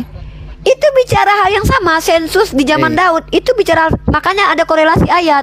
Lu nggak tahu korelasi ayat, lu mau lari kemana aja itu terkorelasi Coba antara tunjuk, Tawarik tunjuk. dengan Samuel. Itu berbicara Ini buktinya. tentang teks yang sama. Nih, ini buktinya dikorelasikan. Coba, ini yang punya. coba nih, tunjukkan. nih, Coba tunjuk. ini 1 Tawarik pasal 21 nomor 1. Nih, di sini dituliskan nih korelasinya 2 Samuel pasal 24 nomor 1 17. Kalau kau klik ini, maka kita kembali ke sini. Kalau di 2 Samuel dikorelasikan dengan 1 Tawarik, scholar kalian sendiri mengkorelasikan. Buktikan kalau ini bukan cerita yang sama. Coba. Wah, lari kabur. Iya, tidak apa-apa kalau memang jangan. itu cerita yang sama. Yang menjadi problem Ya udah, adalah- siapa yang menghasut yang iblis menjadi atau problem Tuhan? adalah kita harus baca semua keseluruhan ayatnya. Silakan kau baca. Pertanyaanku cuman gampang. Siapa yang menghasut Daud? Tuhan atau iblis? Atau jangan-jangan Tuhan sama iblis sama aja? Makanya aku bilang 2 Samuel berapa tadi? 2 Samuel pasal 24 nomor 1. Berapa? 2 Samuel pasal 24 nomor 1. Itu baru kontradiksi. Samuel. Ini Al-Qur'an Oh. dipahami sendiri Al-Qur'an. Dibantahin pakai apa perkataan orang lain. Apa itu? Ada aja. 4. Pahamin sendiri. Itu baru kontradiksi tuh. Namanya kontradiksi itu begitu. Kontradiksi di kitab lu, Allah bukanlah manusia. Di kitab lu yang satu lagi katanya Tuhan lu manusia. Kontradiksi lagi. Ya. Dengarkan ya. Di situ dikatakan pula murka Tuhan terhadap orang Israel. Kemudian di 1 Tawarik dikatakan iblis bangkit melawan orang Israel. Jadi iblis ini diumpamakan sebagai murka Tuhan. Duh, Murka bisa Tuhan bedain ini Tuhan sama iblis. sama dengan iblis di dalam 1 Tawarik. Di 2 Samuel dikatakan bangkit pula murka pertanyaannya bukan itu. Tuhan. Pertanyaannya bukan Jadi itu. iblis Pertanyaannya ini diibaratkan sebagai murka Tuhan. Kenapa? Karena iblis bangkit melawan orang Israel dan ia membujuk Daud untuk menghitung orang Israel. Kalau di satu lagi yang bangkit murka siapa? Tuhan. Kalau di ayat satu lagi yang bangkit murka siapa? Tuhan. Di ayat lagi iblis. Beda iblis sama Tuhan apa? Di sini dikatakan bangkit pula murka Tuhan. Murka Tuhan. Ya, Maksudnya kemarahan ya. Tuhan bangkit di situ. Kalau di satu Murka yang satu Tuhan. lagi yang bangkit kemudian siapa? di 2 Samuel itu iblis itu dibaratkan sebagai murka Tuhan. Berarti murka Tuhan itu iblis. Anda paham tidak maksud saya? Berarti murka Tuhan itu iblis. Aduh, Mak. Di 2 Samuel ya di 2 Samuel dikatakan bangkit pula murka Tuhan. Lalu kemudian di 1 Tawarik kan iblis bangkit melawan orang Israel. Jadi artinya berarti- iblis di sini berarti- diumpamakan sebagai murka Tuhan. Ya berarti kalau murka Tuhan berarti iblis gitu. Sekali murka Tuhan keluar iblis gitu Ya maksudnya. terserah Anda bagaimana mengerti. Terserah Anda. Tetapi yang jelas iblis di sini itu sama dengan murka Tuhan. Murka Tuhan itu sama dengan iblis. Jadi kalau yang Tuhan bangkit. murka keluar iblis Karena gitu. begini, coba Anda Bahaya nih. tidak bisa Berarti membaca kalau di sini dikatakan berarti iblis datang bangkit karena melawan Tuhan orang gitu. Israel dan ia membujuk Daud Sekali Tuhan murka keluar iblis. lalu berkatalah Daud Ngeri kepada Tuhan lu ya. Ngeri Tuhannya.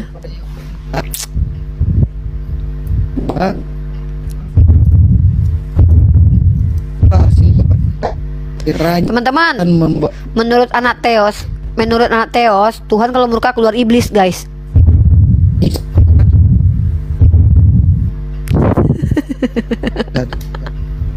Aduh ya Allah, udah langsung. iblis. Iya ya udah. Tuhan murka keluar iblis udah.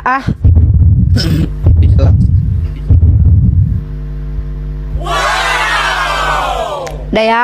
Satu lagi pertanyaannya, boleh nggak pertanyaan Karena lagi? di kalimat-kalimat selanjutnya, di ayat-ayat selanjutnya juga dikatakan kiranya Tuhan menambahi rakyatnya, ya kemudian dikatakan juga ya tetapi itulah jahat di mata Allah Iya. dan sebagainya. Berarti kalau ya, Tuhan Daud murka kepada langsung keluar Allah, iblis gitu.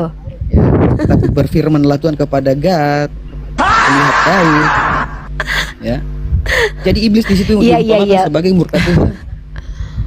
Ya pokoknya kira kalau jelas Tuhan itu murka langsung jawabannya, keluar ya. iblis ya. Pokoknya Tuhan kalau murka keluar iblis ya. Ya, terserah Anda mengartikan ya. Tapi intinya bahwa ternyata ada pendapat Sayyidina Umar dalam Al-Quran itu benar. Ya, oke. Oh, Jadi jangankan pendapat Sayyidina Umar, didengar sama perkataan Tuhan, terus iblis dijadikan juga. wahyu. Oh, bukan begitu. Bukan seperti itu. Allah Jadi, Subhanahu wa taala Sayyidina itu Umar tuh berpendapat gantian. nih, didengar sama Boleh saya Allah, ngomong? terus dijadikan Ya. firman Allah deh. Boleh saya bilang? Nah, oke, boleh saya ngomong? Boleh saya ngomong? Boleh? Nah, di Silakan, dalam silakan. Al-Qur'an, ya, dalam Al-Qur'an Allah itu Tuhan yang Maha Tahu. Tuhan yang sudah mengatakan kepada Nabi Muhammad bahwa Umar itu mendapat ilham. Dalilnya mana? Dalam hadis. Kalau ada nabi Dapat setelah ilham lagi. Loh, kok saya ngomong saya belum selesai nih. Bisa nggak? Boleh? Oh ya udah. Boleh ngomong? lanjut. Jangan cengeng lah. Saya orang tunjuk, tua mah nggak bukan boleh cengeng. Oh, bukan cengeng. Cengeng tuh kayak tadi. Kok saya digituin? Kok saya Oke. digituin? Kok saya di framing? Kok saya di framing? Itu cengeng. Tapi saya cuma bilang, saya boleh Nggak ngomong pernah nggak? kenapa saya digituin? Saya kok di framing dari Jangan. tadi cengeng itu. Tapi ini saya boleh ngomong nggak? Saya minta. itu iya, Sebagai karena wanita, memang Anda sebagai framing. wanita perkasa, saya tanya, saya boleh ngomong nggak? Karena kalau kita ngomong bareng kamu kayak cewek. Masa saya kayak rebutan cabai di pasar? Malu saya sebagai wanita. Masa berantemnya sama cowok, ya kan? Nah, jadi Sayyidina lanjut Umar aja. itu adalah manusia yang mendapatkan ilham. Saya kasih kamu data ya. Nih. Di mana Wow. datanya? Ini datanya. Saya kasih kamu data.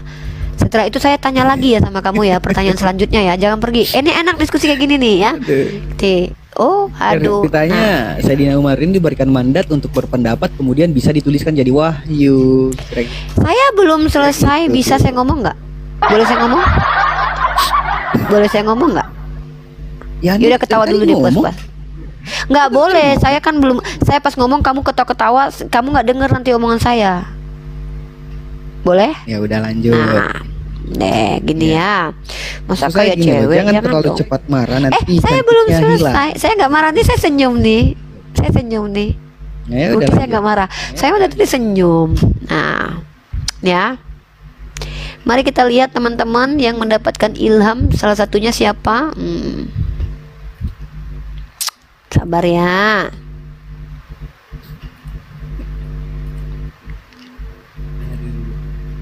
Kita lihat ya. Sabar saya dong. tunjukkan data.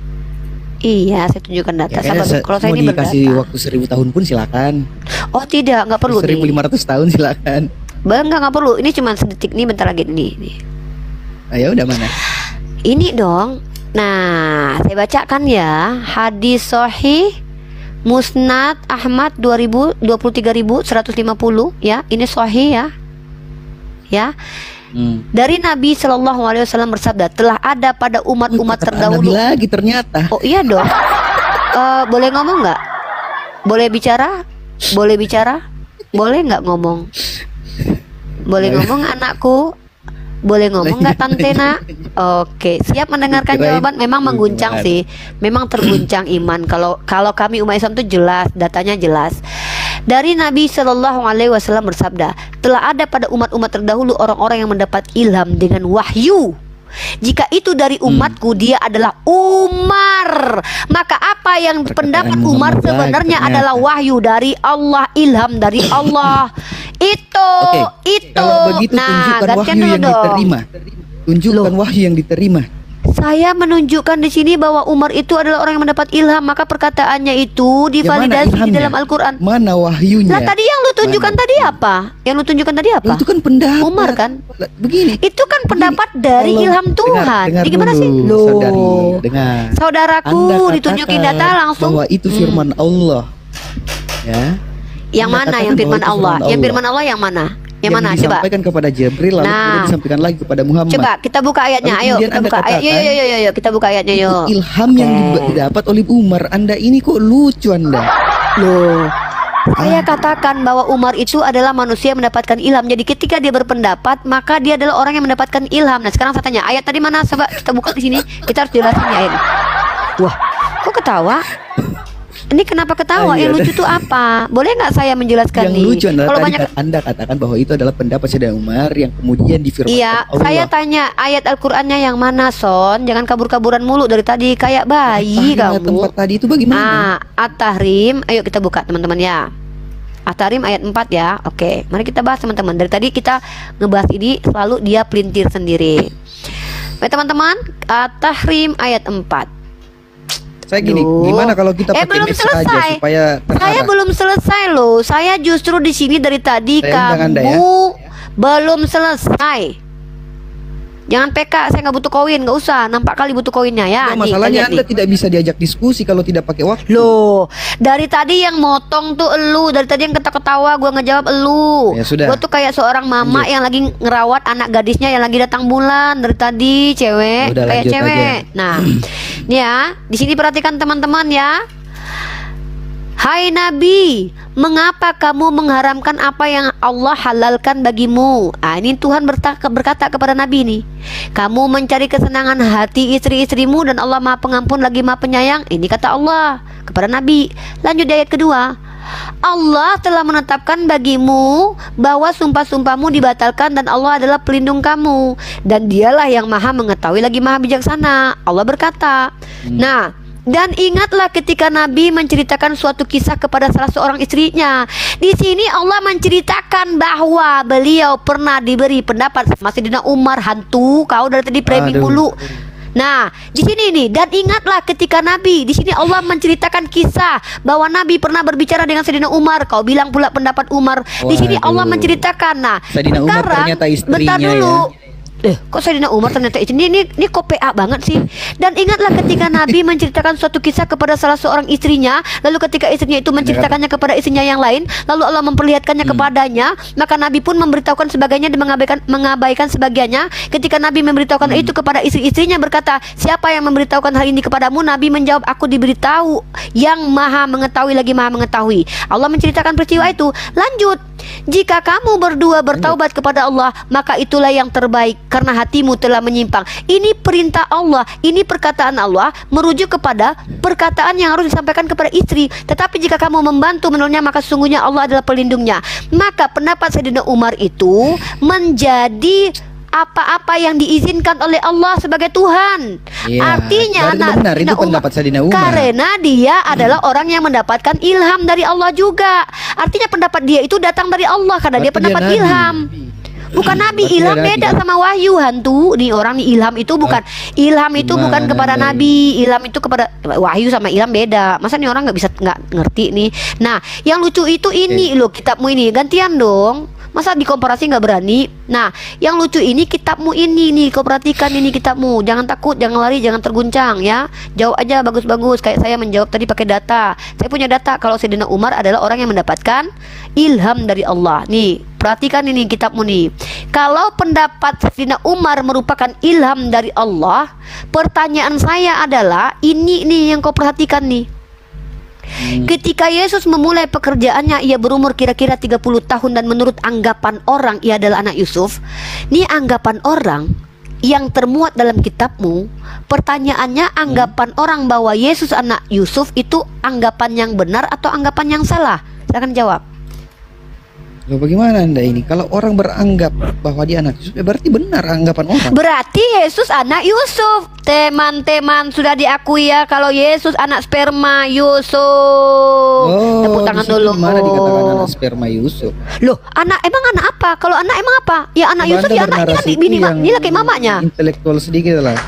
Loh, Oh, Anda katanya bernarasi itu Anda yang mengatakan intelektual bahwa kalau Yesus itu adalah anak Yusuf, maka ini benar. Maka menurut si anak Theos, Yesus anak Yusuf karena ini adalah suami Oke. mamanya. Misalnya Anda punya anak angkat. Apakah Anda ibunya dari anak angkat? Mana anak angkat? Mana anak angkat di sini? Jangan nipu, jangan tambah-tambahin. Misalnya Anda Mana punya anak angkat di apakah sini? Anda ibu dari anak angkat itu? Mana anak angkat di sini? Ini anak Yusuf. Anda tidak bisa Kalau menjawab, tidak ada kan? Karena kalau Anda tidak tidak ada di sini berbicara anak berdasarkan tiri, intelektual. kalau Itu tidak ada di susahnya sini Anda. tulisan anak tiri dan anak angkat, maka ini anak kandung. Kenapa bisa dikatakan anak kandung? Karena ini laki mamanya. Ini laki mamanya. Nah, bahwa Yesus itu adalah hasil sperma bukan cuman menurut pendapat orang, menurut Paulus juga. Mana dalilnya nih? Kutunjukkan kalau Yesus itu anak sperma ya. Kalau saya itu pakai data loh. Silakan ya. Ya, saya Bernarasi tunjukkan saja datanya. Anda, orang juga tahu kalau Jangan- Anda, apa yang jangan- Anda narasikan itu botol. Ya udah kamu bantah aja kok begitu, belum apa-apa udah nyerang pribadi Ya, iya, katanya saya cowok. bantah. Masa cowok kayak gini, kayak cewek nih. Kamu perhatikan nih. Misalnya begini.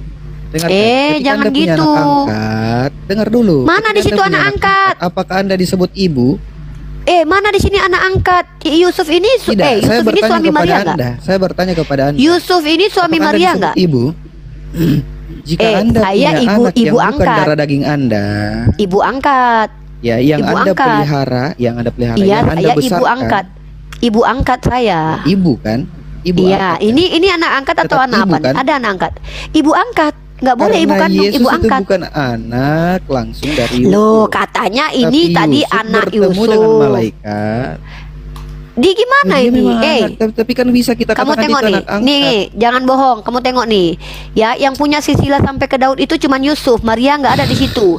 Tentang anaknya yang menurut Waduh. daging diperanakkan dari keturunan Daud. Kamu lihat nih keturunan Daud dalam bahasa aslinya apa? Sperma, Anda brother. mengira Nih, bahwa ini sperma nih. Anda mengira bahwa Maria bukan keturunan Daud. Maria keturunan Daud, tapi nggak ada di kitabmu tertulis. Yang ada silsilah Yusuf. Nah, ini sperma Ya, karena Daud. Alkitab memang Ini mencatat loh. silsilah dari keturunan ayah, tidak pernah dari keturunan ibu. Makanya belajar kalau atau begitu, ya kalau begitu Yesus anak kandung Yusuf karena silsilah bapaknya ada. Iya.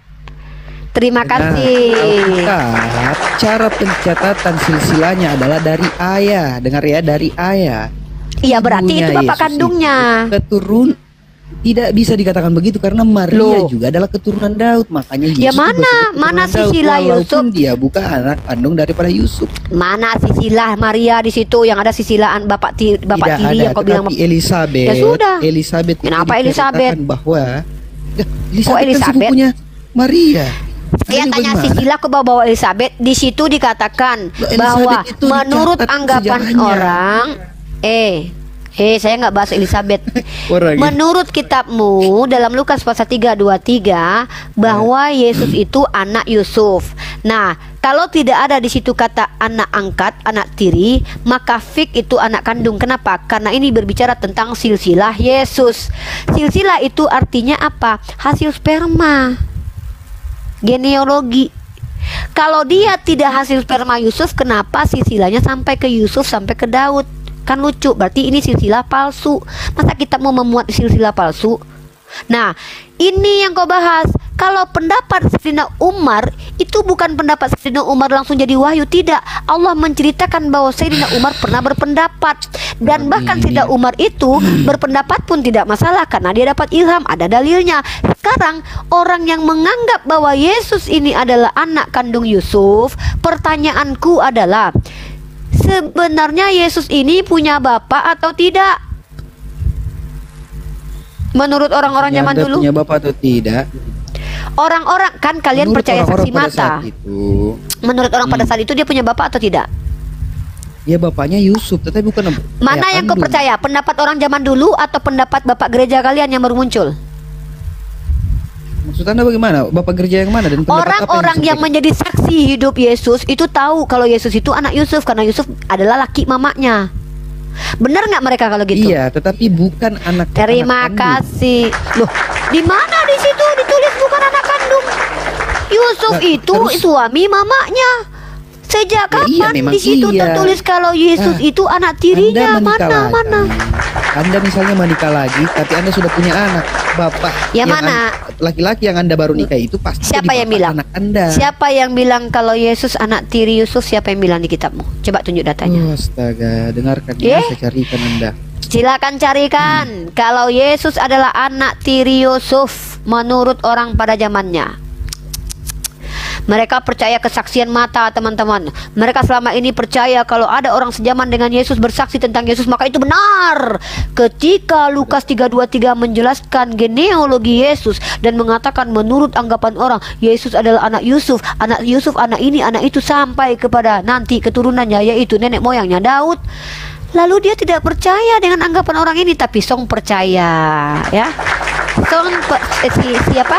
Anak Theos percaya kalau Yesus itu anak kandung Yusuf, dan Saya ternyata bukakan Anda. anak Saya Theos sebenarnya- sepakat dengan Anda ini, Paulus. narasi Anda ini sebenarnya Hah? lucu ya.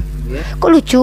Itu loh dalam Saya Roma bukan pasal 3 ayat. nomor 1, anak Yesus itu diperanakkan ya dari keturunan Daud, dari sperma Daud. Maksudnya apa? Bukan dari sperma Daud yang masuk ke vagina Maria, tidak. Tapi sperma Daud itu punya anak, keluar lagi, punya anak, keluar lagi, sampai ke Yusuf. Yusuf punya sperma lagi, baru sampai ke Yesus. Baru dikatakan dia tepat silsilahnya. Kalau orang bukan sperma Yusuf, kenapa silsilahnya sampai ke Yusuf? Karena ya, saya carikan ayat. Gitu dong. Jadi gini teman-teman, giliran pendapat Sayyidina Umar, ketika Allah menceritakan Sayyidina Umar berpendapat lalu Allah benarkan pendapat itu karena Sayyidina Umar mendapatkan ilham, dia ketawa teman-teman. Tapi pendapat orang lain yang gak jelas siapa mengatakan bahwa Yesus anak kandung Yusuf, dia sudah akui. Tapi ya ternyata Yesus anak kandung Yusuf. Waduh, ternyata bohong gitu, ternyata anak Roh Kudus, guys. Ngeri guys, ngeri kawan-kawan, ngeri. Ternyata kalau ada OTN yang mengatakan Yesus anak kandung, kalau ada OTN yang mengatakan Yesus anak tiri, kita minta datanya. Di mana tertulis Yusuf itu bapak tirinya? Jangan tarik napas, santai aja. Atau mau lanjut besok? Udah capek. Begini narasi Anda. Adek udah selesai atau mau? Adek lanjut besok sama Uni lagi dek. Kita bahas anak kandung atau anak tiri dek, boleh? Oh ya, ayat Lukas 24. Adek capek? Iya, saya capek mendengar. Iya, udah. Kalau ada capek lanjut besok lagi, mau kita bahas lagi ya Lukas 24. Ayatnya kapan dikasih sama Uni? Lukas 24 tertulis di mana itu? Bagaimana? Lukas 24 nomor 46 ada tertulis demikian, Mesias harus mati dan bangkit dari ketiga. Dari mana ayatnya itu tertulis? Di mana tertulis ya? Minta ya. Oke, nanti PR ya. Bisa kita bahas itu. Iya, masalahnya saya sudah jawab, tapi Anda tidak terima, nanti akan saya tunjuk. Bukan tidak terima, kan kamu mengatakan bahwa di situ ada tertulis, maksudnya ada ternubuatkan. Nah, pemahaman seperti itu yang ngajarin siapa? Karena di situ tertulisnya ya tertulis. Nama nambahin ganti-ganti firman Tuhan. Saya akan jawab dulu ini ya. Iya, minum dulu. Mau milih minyak kemiriunnya enggak? Untuk menumbuhkan bulu yang udah rontok malam ini. Mau? Waduh. Nggak mau. Narasi Anda itu terlalu ria. Enggak ria, saya itu cuma bercanda. Masa gitu aja baper? Laki-laki nggak usah baperan. Laki-laki itu pakai logika. Perempuan tuh yang baperan. Harusnya saya yang baperan dari tadi, tapi kamu yang baperan terus. Yaudah dekku, kamu Kristen apa dek? Di sini. Tapi kamu terima kasih ya, kita udah diskusi walaupun kamu ya lucu ya, nggak apa-apa lah. Ya, salam kenal ya. Di sini. Oke. Keren, ya, saya akui dia keren ya, dia keren. Saya mau jawab, akui tapi dia kalau keren. mau turun tidak apa-apa. Enggak usah, jawab dulu aja. Saya mau jawab, saya mau dengar jawabannya. Jadi katakan ya, saya akui dia keren. Ya.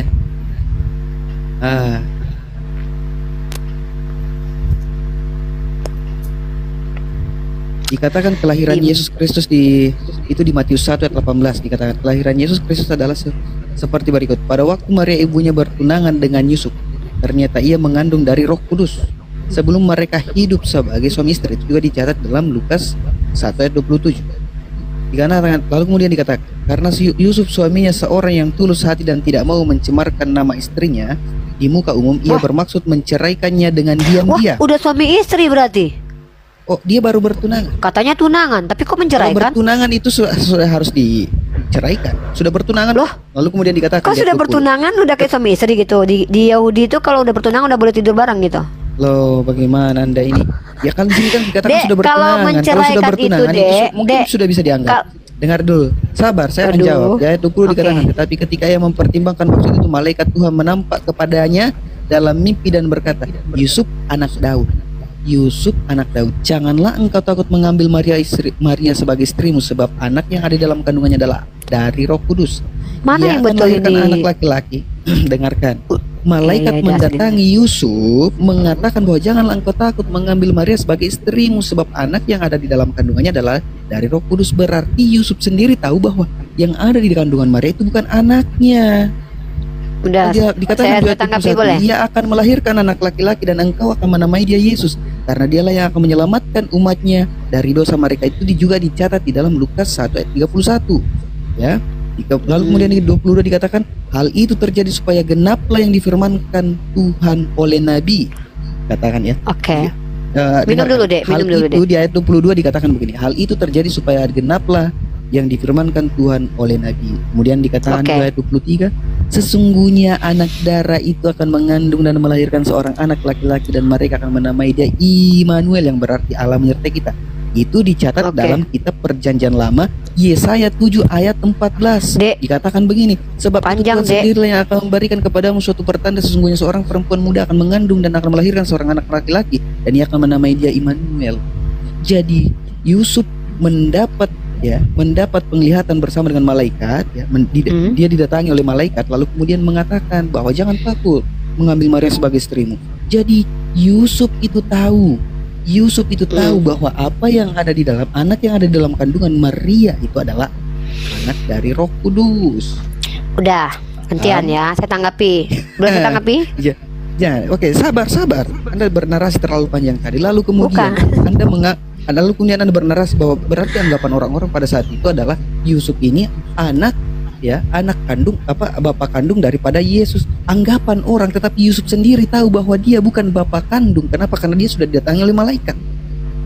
Udah. Clear, saudara-saudara. Bukan Oke. saya begini, saya mungkin terdengar malas menjawab, yaitu karena saya sudah malas mendengar narasi Uni Rifa yang Duh. makin liar ke depannya. Udah selesai belum? Saya tanggapi dong. Boleh saya tanggapi? Ya, silakan. Saya diam ya dari tadi. Saya diam aja dari tadi, yang nggak ganggu kamu, yang nggak pakai suara ketawa. Saya juga Ya? diam. Oke, gantian ya. Teman-teman perhatikan. Dalam kitab Lukas pasal 3 nomor 23 teman-teman, di situ informasinya berbasis anggapan orang yang hidup sejaman dengan Yesus. Tapi kalau dia itu adalah anak Roh Kudus, basisnya apa? Mimpi Yosef, mimpi Yusuf.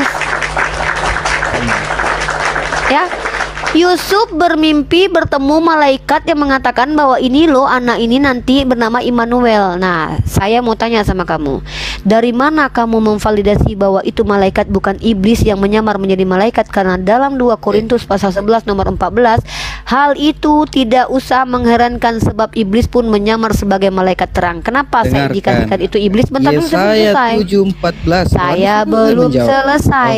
Saya belum Lanjut. selesai. Ini belum selesai. Tadi saya nggak potong. Kamu ngomong panjang kali lebar, saya diam aja. Dari mana? Sedangkan Lukas 3:23 itu adalah pendapat orang yang sejaman dengan Yesus yang hidup melihat Yesus. Dan memang Maria dan Yusuf ternyata adalah suami istri, walaupun katanya bertunangan, tapi di sisi lain mau diceraikan, artinya masih jadi istri. Saya nggak tahu nih cerai kok bisa padahal tunangan, ya kan? Sementara di situ kamu lihat ayatnya, menurut tulisan Lukas lagi, penyelidikan Lukas lagi, ada orang yang melihat Yusuf bertemu sama malaikat, padahal itu mimpi Yusuf. Dan ternyata menurut penulis kitab Lukas, malaikat itu berkata baik kepada Yusuf, baik kepada Maria. Dan siapa yang memvalidasi itu malaikat? Kita nggak tahu, karena iblis bisa menjadi malaikat. Sementara malaikat itu merubah nama dalam nubuatan Yesaya. Dalam nubuatan Yesaya, nama anak itu akan diberi nama Immanuel. Tapi apa yang dilakukan malaikat kepada Maria? Siapa nama yang diperintahkan untuk diberikan? Yesus, Yeshua. Maka mungkinkah ini iblis? Mungkin, karena hanya iblislah yang merubah firman Tuhan. Dalam Yesaya anak itu akan diberi Immanuel, tapi malaikat yang datang mengganti namanya menjadi Yeshua. Pertanyaan saya, bagaimana metode kamu membuktikan bahwa yang datang kepada Maria dan kepada Yusuf itu adalah malaikat betulan, bukan iblis yang menyamar dalam kitabmu 2 Korintus pasal 11 nomor 14? Karena memang malaikat yang mengaku malaikat ini mengganti nama anak manusia yang dinubuatkan akan bernama Immanuel menjadi nama Yeshua. Nah, itu yang selanjutnya. Dalam nubuatan dikatakan anak darah itu bernama Immanuel. Di mana tertulis bahwa Tuhanmu pernah dipanggil Immanuel? Baru bisa dikatakan tergenapi nubuatannya. 2 pertanyaan, silakan dijawab. Dikatakan ya di sini di ayat 1 Matius 1 ayat 20 sampai 23 dikatakan begini. Tetapi ketika ia mempertimbangkan, maksud itu malaikat Tuhan nampak kepadanya dan dalam mimpi dan berkata, Yusuf anak Daud, janganlah engkau takut mengambil Maria sebagai istri. Dari mana kamu tahu kalau itu malaikat? Sabar, dengar. Bukan iblis. Iya, makanya dengar. Mengambil Maria sebagai istri, sebab anak yang ada di dalam kandungannya adalah dari Roh Kudus. Ia akan melahirkan anak laki-laki dan engkau akan menamakan dia Yesus, karena dialah yang akan menyelamatkan digantikan umatnya namanya dari dosa kan? mereka. Sabar, Diganti sama- ayat 22 dikatakan. Sabar. Ya, ayat 20 dikatakan, hal itu terjadi supaya genaplah yang difirmankan Tuhan oleh Nabi. Sesungguhnya di ayat 23, sesungguhnya anak darah itu akan mengandung dan melahirkan seorang anak laki-laki dan mereka akan Diberi nama menamakan dia Immanuel, yang berarti Immanuel. Immanuel Berarti artinya menurut Allah berarti Yesaya, mengerti kita. iya, Yeshua juga ada nama artinya. Semua Ismail ada namanya. Ismail Tuhan mendengar. Israel juga ada maknanya. Pertanyaannya adalah, ketika di dalam kitab nubuatan, dalam firman Tuhannya orang Yahudi, nubuatannya anak ini akan diberi nama Immanuel. Ini malaikat mengganti namanya menjadi Yesus. Dari mana kamu bisa membuktikan ini malaikat bukan iblis yang menyamar dalam kitabmu, karena dia telah mengganti firman Tuhan? Dan tunjukkan kepada saya kapan Yesus pernah dipanggil Immanuel. 2 saja pertanyaan, ya, silakan. Kalau udah capek menjawab nggak apa-apa, besok disambung Immanuel lagi. itu artinya Allah menyertai kita. Iya, di mana Yesus pernah dipanggil Immanuel? Loh, ia tidak pernah dipanggil Immanuel karena namanya memang Kalau gitu Yesus. tidak pernah tergenapi lah nubuatan, Ya, karena bahwa arti menurut dari nubuatan, Immanuel itu Allah berarti menyertai kita. menurut Yesaya, anak ini akan diberi nama Immanuel, diberi nama Immanuel, diberi nama Ya. Immanuel. Kemudian tiba-tiba anak ini lahir tidak diberi nama Immanuel, maka tidak tergenapilah nubuatan. Maka malaikat yang datang mengganti namanya menjadi Yesus itu bisa jadi iblis, karena hanya iblislah yang mampu Bisa merubah jadi firman iblis. Tuhan. Nah, Bisa jadi iblis. Artinya Anda tidak bisa menyatakan itu pasti iblis kan? ya bisa jadi, karena menurut Anda kalau ada makhluk yang merubah firman Tuhan, malaikat atau iblis? Oh, dikatakan di sini ini malaikat loh. Iya kan, menurut pendapat penulis kitabmu. Nah, untuk membuktikan dia malaikat, apa indikatornya? Dari mana kamu tahu? Emang si Yusuf bisa tahu membedakan malaikat dan iblis? Apa indikator? Kalau indikator pendusta itu pasti iblis, karena bapak segala dusta adalah iblis. Kalau Tuhan mengatakan nama anaknya Immanuel, tiba-tiba dirubah menjadi nama lain, berarti ini iblis karena merubah-rubah firman Tuhan. Nah, dalam Dikatakan di kitab sini di ayat Yesaya, 18, kelahiran Yesus Kristus adalah seperti berikut. Pada waktu Maria ibunya bertunangan dengan Yusuf, ternyata ia mengandung dari Roh Kudus. Sebelum menurut mereka hidup sebagai menurut penulis suami Lukas istri, kan? dengarkan, itu Nah. dicatat juga di Lukas 1 ayat 27 kepada Iya. seorang Dari perawan mana yang bertunangan penulis, dengan tunggu seorang bentar, bernama brother. Yusuf. Brother, dari mana penulis kitab sucimu itu tahu kalau mereka belum pernah ini? Siapa ini? Sorry ya, dari mana penulis kitabmu? Karena kalau masalah intim itu nggak ada yang tahu kecuali dia yang ngaku sendiri. Oke. Dari mana penulis kitabmu tahu kalau mereka belum pernah gini? Mereka ngintip. Loh, di sini kan dikatakan di Lukas 1 ayat 27 kepada Iya, Lukas seorang tahu dari mana perawan kalau yang- mama Ya, mana mama kita Yesus tahu. dengan Nah, Lukas makanya. ini meneliti, ya. Meneliti maksudnya gimana? Dia ngintip-ngintip gitu. Mendengar kesaksian-kesaksian terdahulu. Dari Anda mana baca Lukas tidak tahu Lukas kalau 1 ayat 1? Makanya saya tanya, dari mana Lukas tahu kalau ibunya Yesus dan bapaknya belum pernah ini? Kita baca Lukas 1 ayat 1. Benar, Pak. Ya. Iya, saya Lukas 1 ayat tahu 1. kan dia kan hasil penyelidikan. Saya tanya, Berarti dari Anda mana Lukas berarti tahu? sudah menjawab itu. Jadi Lukas Apa? tahu itu ada hasil dari penyelidikan. Penyelidikan Hasil maksudnya? penyelidikan. Nanya-nanya sama orang. Berarti orang ngintip Maria sama Yusuf, nggak pernah Oh, nganu. gimana dikatakan di sini ya, seperti yang disampaikan kepada kita oleh mereka yang dari semula adalah saksi mata dengan pelayan. Nah, dan siapa pelayan mereka firman. itu? Siapa mereka itu? Siapa Ya, mereka orang-orang itu? yang bersama Yesus. Siapa yang pernah melihat Maria nggak pernah nganu dengan suaminya? Siapa yang nggak pernah lihat? Masa Bagaimana ngintip Anda ini? Pertama, Kamu tahu nggak? Pertama, Yusuf Hubungan sendiri. biologis antara suami dan istri itu kalau ini gini ya, kalau kamu sama istrimu tidak pernah kamu setubuhi, yang berhak orang memberitahunya ini kok hanya ngomong kamu. apa sih? Gini loh, ini kan informasi privasi. Masalah Anda hubungan bertanya, badan. dari mana Lukas tahu? Di sini Ya, dari mana Lukas tahu? menjelaskan bahwa dia Ini kan tahu, hubungan- dia meneliti dari saksi mata dan pelayan Iya. firman. Nah, siapa yang lihat kalau Yusuf tidak pernah bersih di Karena itu babak? setelah aku menyelidiki segala peristiwa itu dan dengan seksama dari asal mulanya, aku mengambil keputusan untuk membukukannya dengan teratur bagi. Iya, berarti Jadi kan apa yang Lukas ditulis menyelidiki ini kan? adalah kesaksian Iya. orang-orang yang Tahu, melihat secara Adek. langsung. Misalnya Tahu, contoh, dengarkan. Dek. Sabar. Orang Misalnya melihat contoh langsung begini. kan? Orang melihat langsung kan? Siapa yang melihat langsung Maria tidak pernah nganu dengan suaminya? Kan melihat langsung tuh. Nah, coba. Loh, Yusuf sendiri tahu. Dari mana kamu bisa membuktikan kalau Yusuf yang ngasih tahu sama Lukas kalau gua nggak pernah nganu loh sama bini gua? Dari mana kamu tahu itu?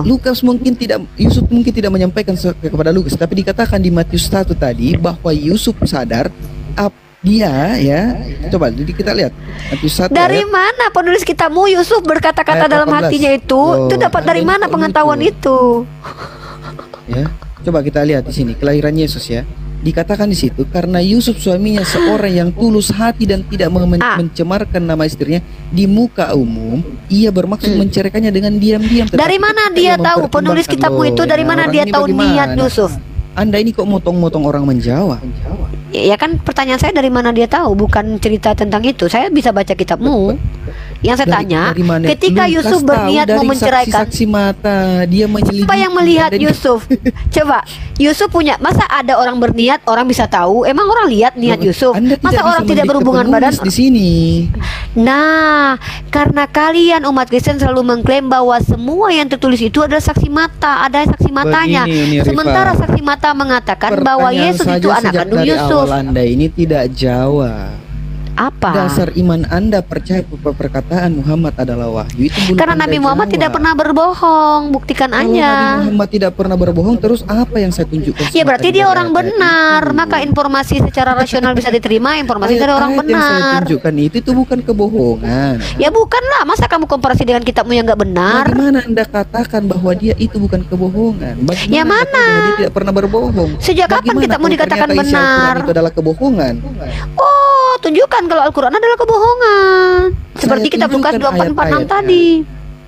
Masa kamu ketika ada informasi yang berbeda dengan Bible-mu kamu katakan Al-Quran berbohong? Berarti kan berbohong Anda menurut katakan, pendapatmu. Misalnya contoh begini, Anda katakan bahwa isi Al-Quran adalah sepenuhnya firman Allah dan perkataan Oh iya Allah. dong. Tetapi ternyata ada pendapat Sayyidina Umar yang diabadikan di dalamnya. Pendapat Sayyidina Umar itu berdasarkan ilham Allah, yang mana Allah menceritakan bahwa Sayyidina Umar pernah berpendapat, maka itu menjadi wahyu. Allah menceritakan Ya, bahwa iya, Sayyidina Umar pernah berarti berpendapat. tidak sepenuhnya. Bukan berarti itu datang, semua tulisan-tulisan Orang itu ini. datang dari pendapat Sayyidina Umar. Nah, Tapi itu ketika salah satu Sayyidina contohnya. Umar, Lalu dengar kemudian dulu, kebohongan yang ketika kedua. Sabar, saya bernarasi, sabar.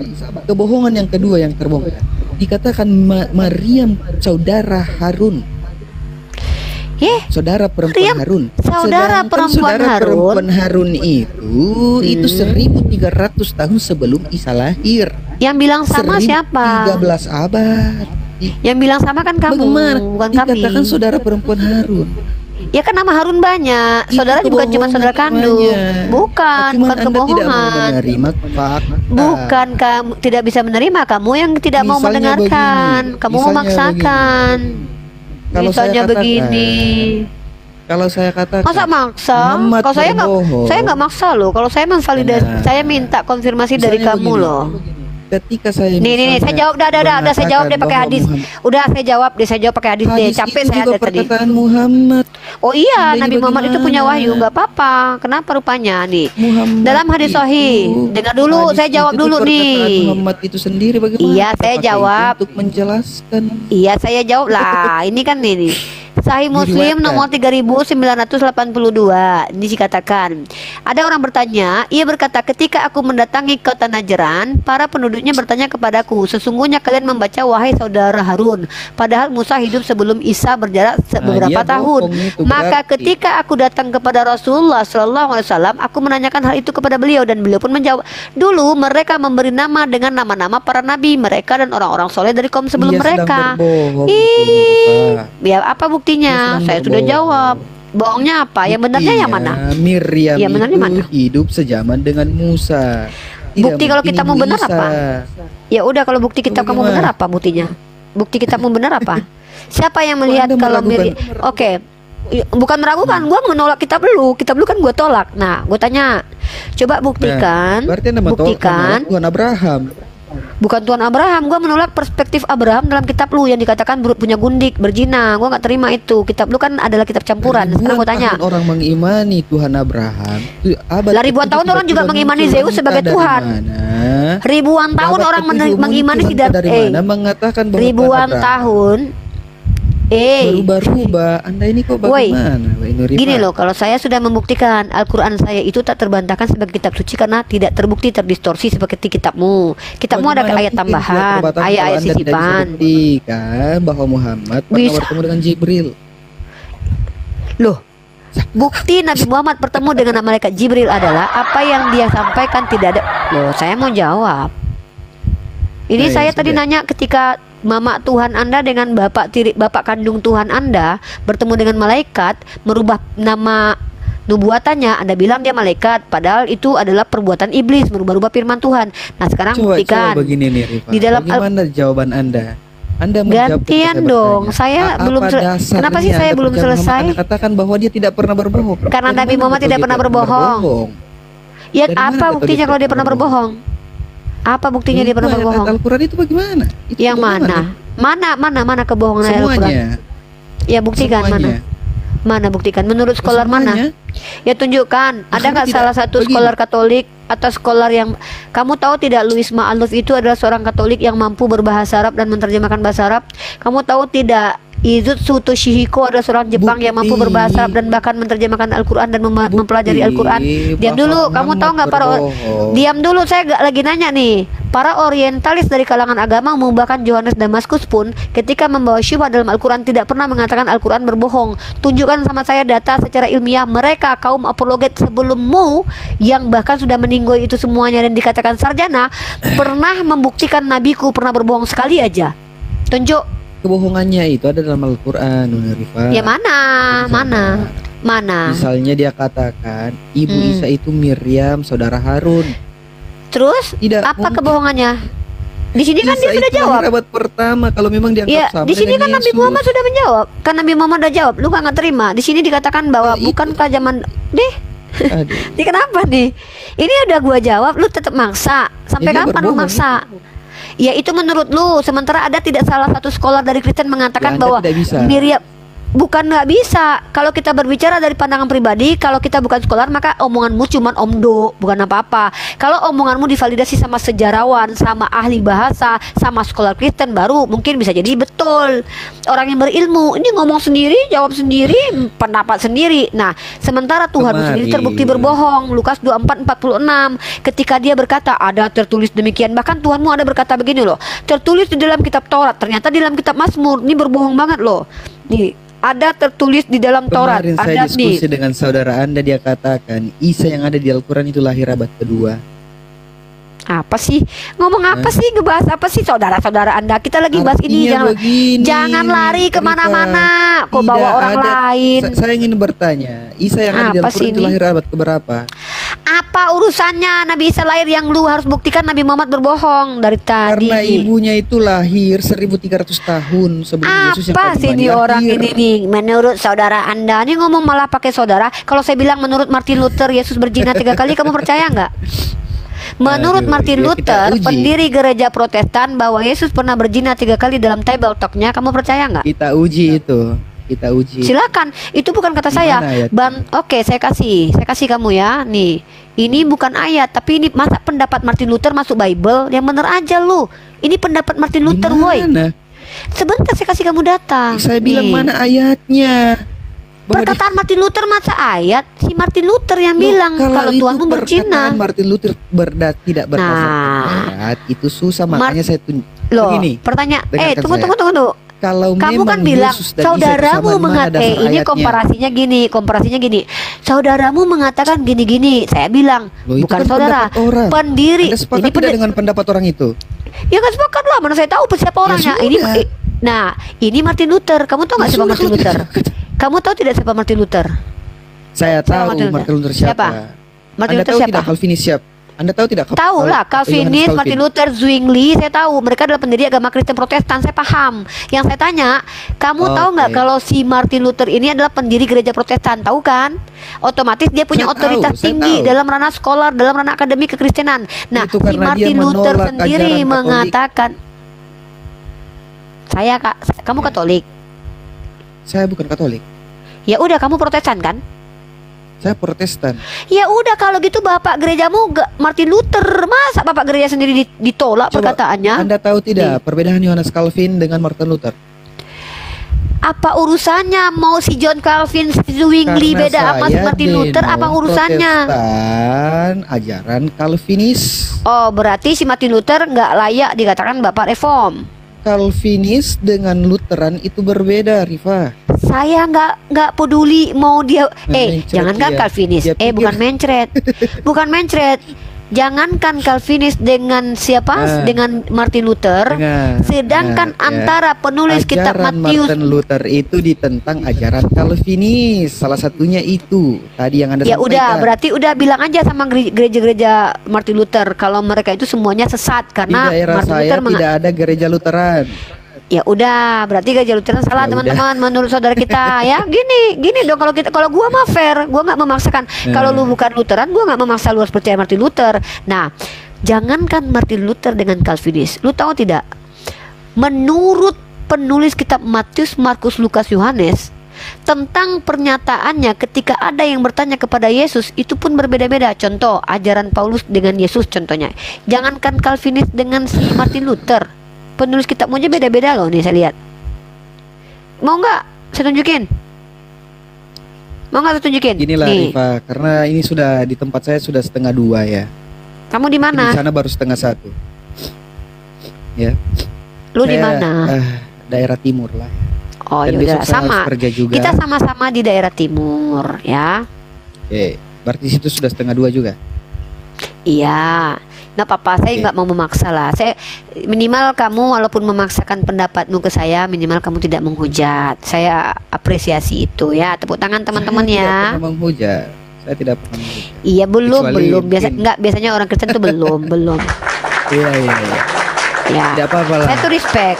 Nggak, saya tuh kalau orang yang tidak menghujat, kecuali kamu bilang Tuhan saya nabi saya begini tanpa data, saya sama kamu tidak perlu respect.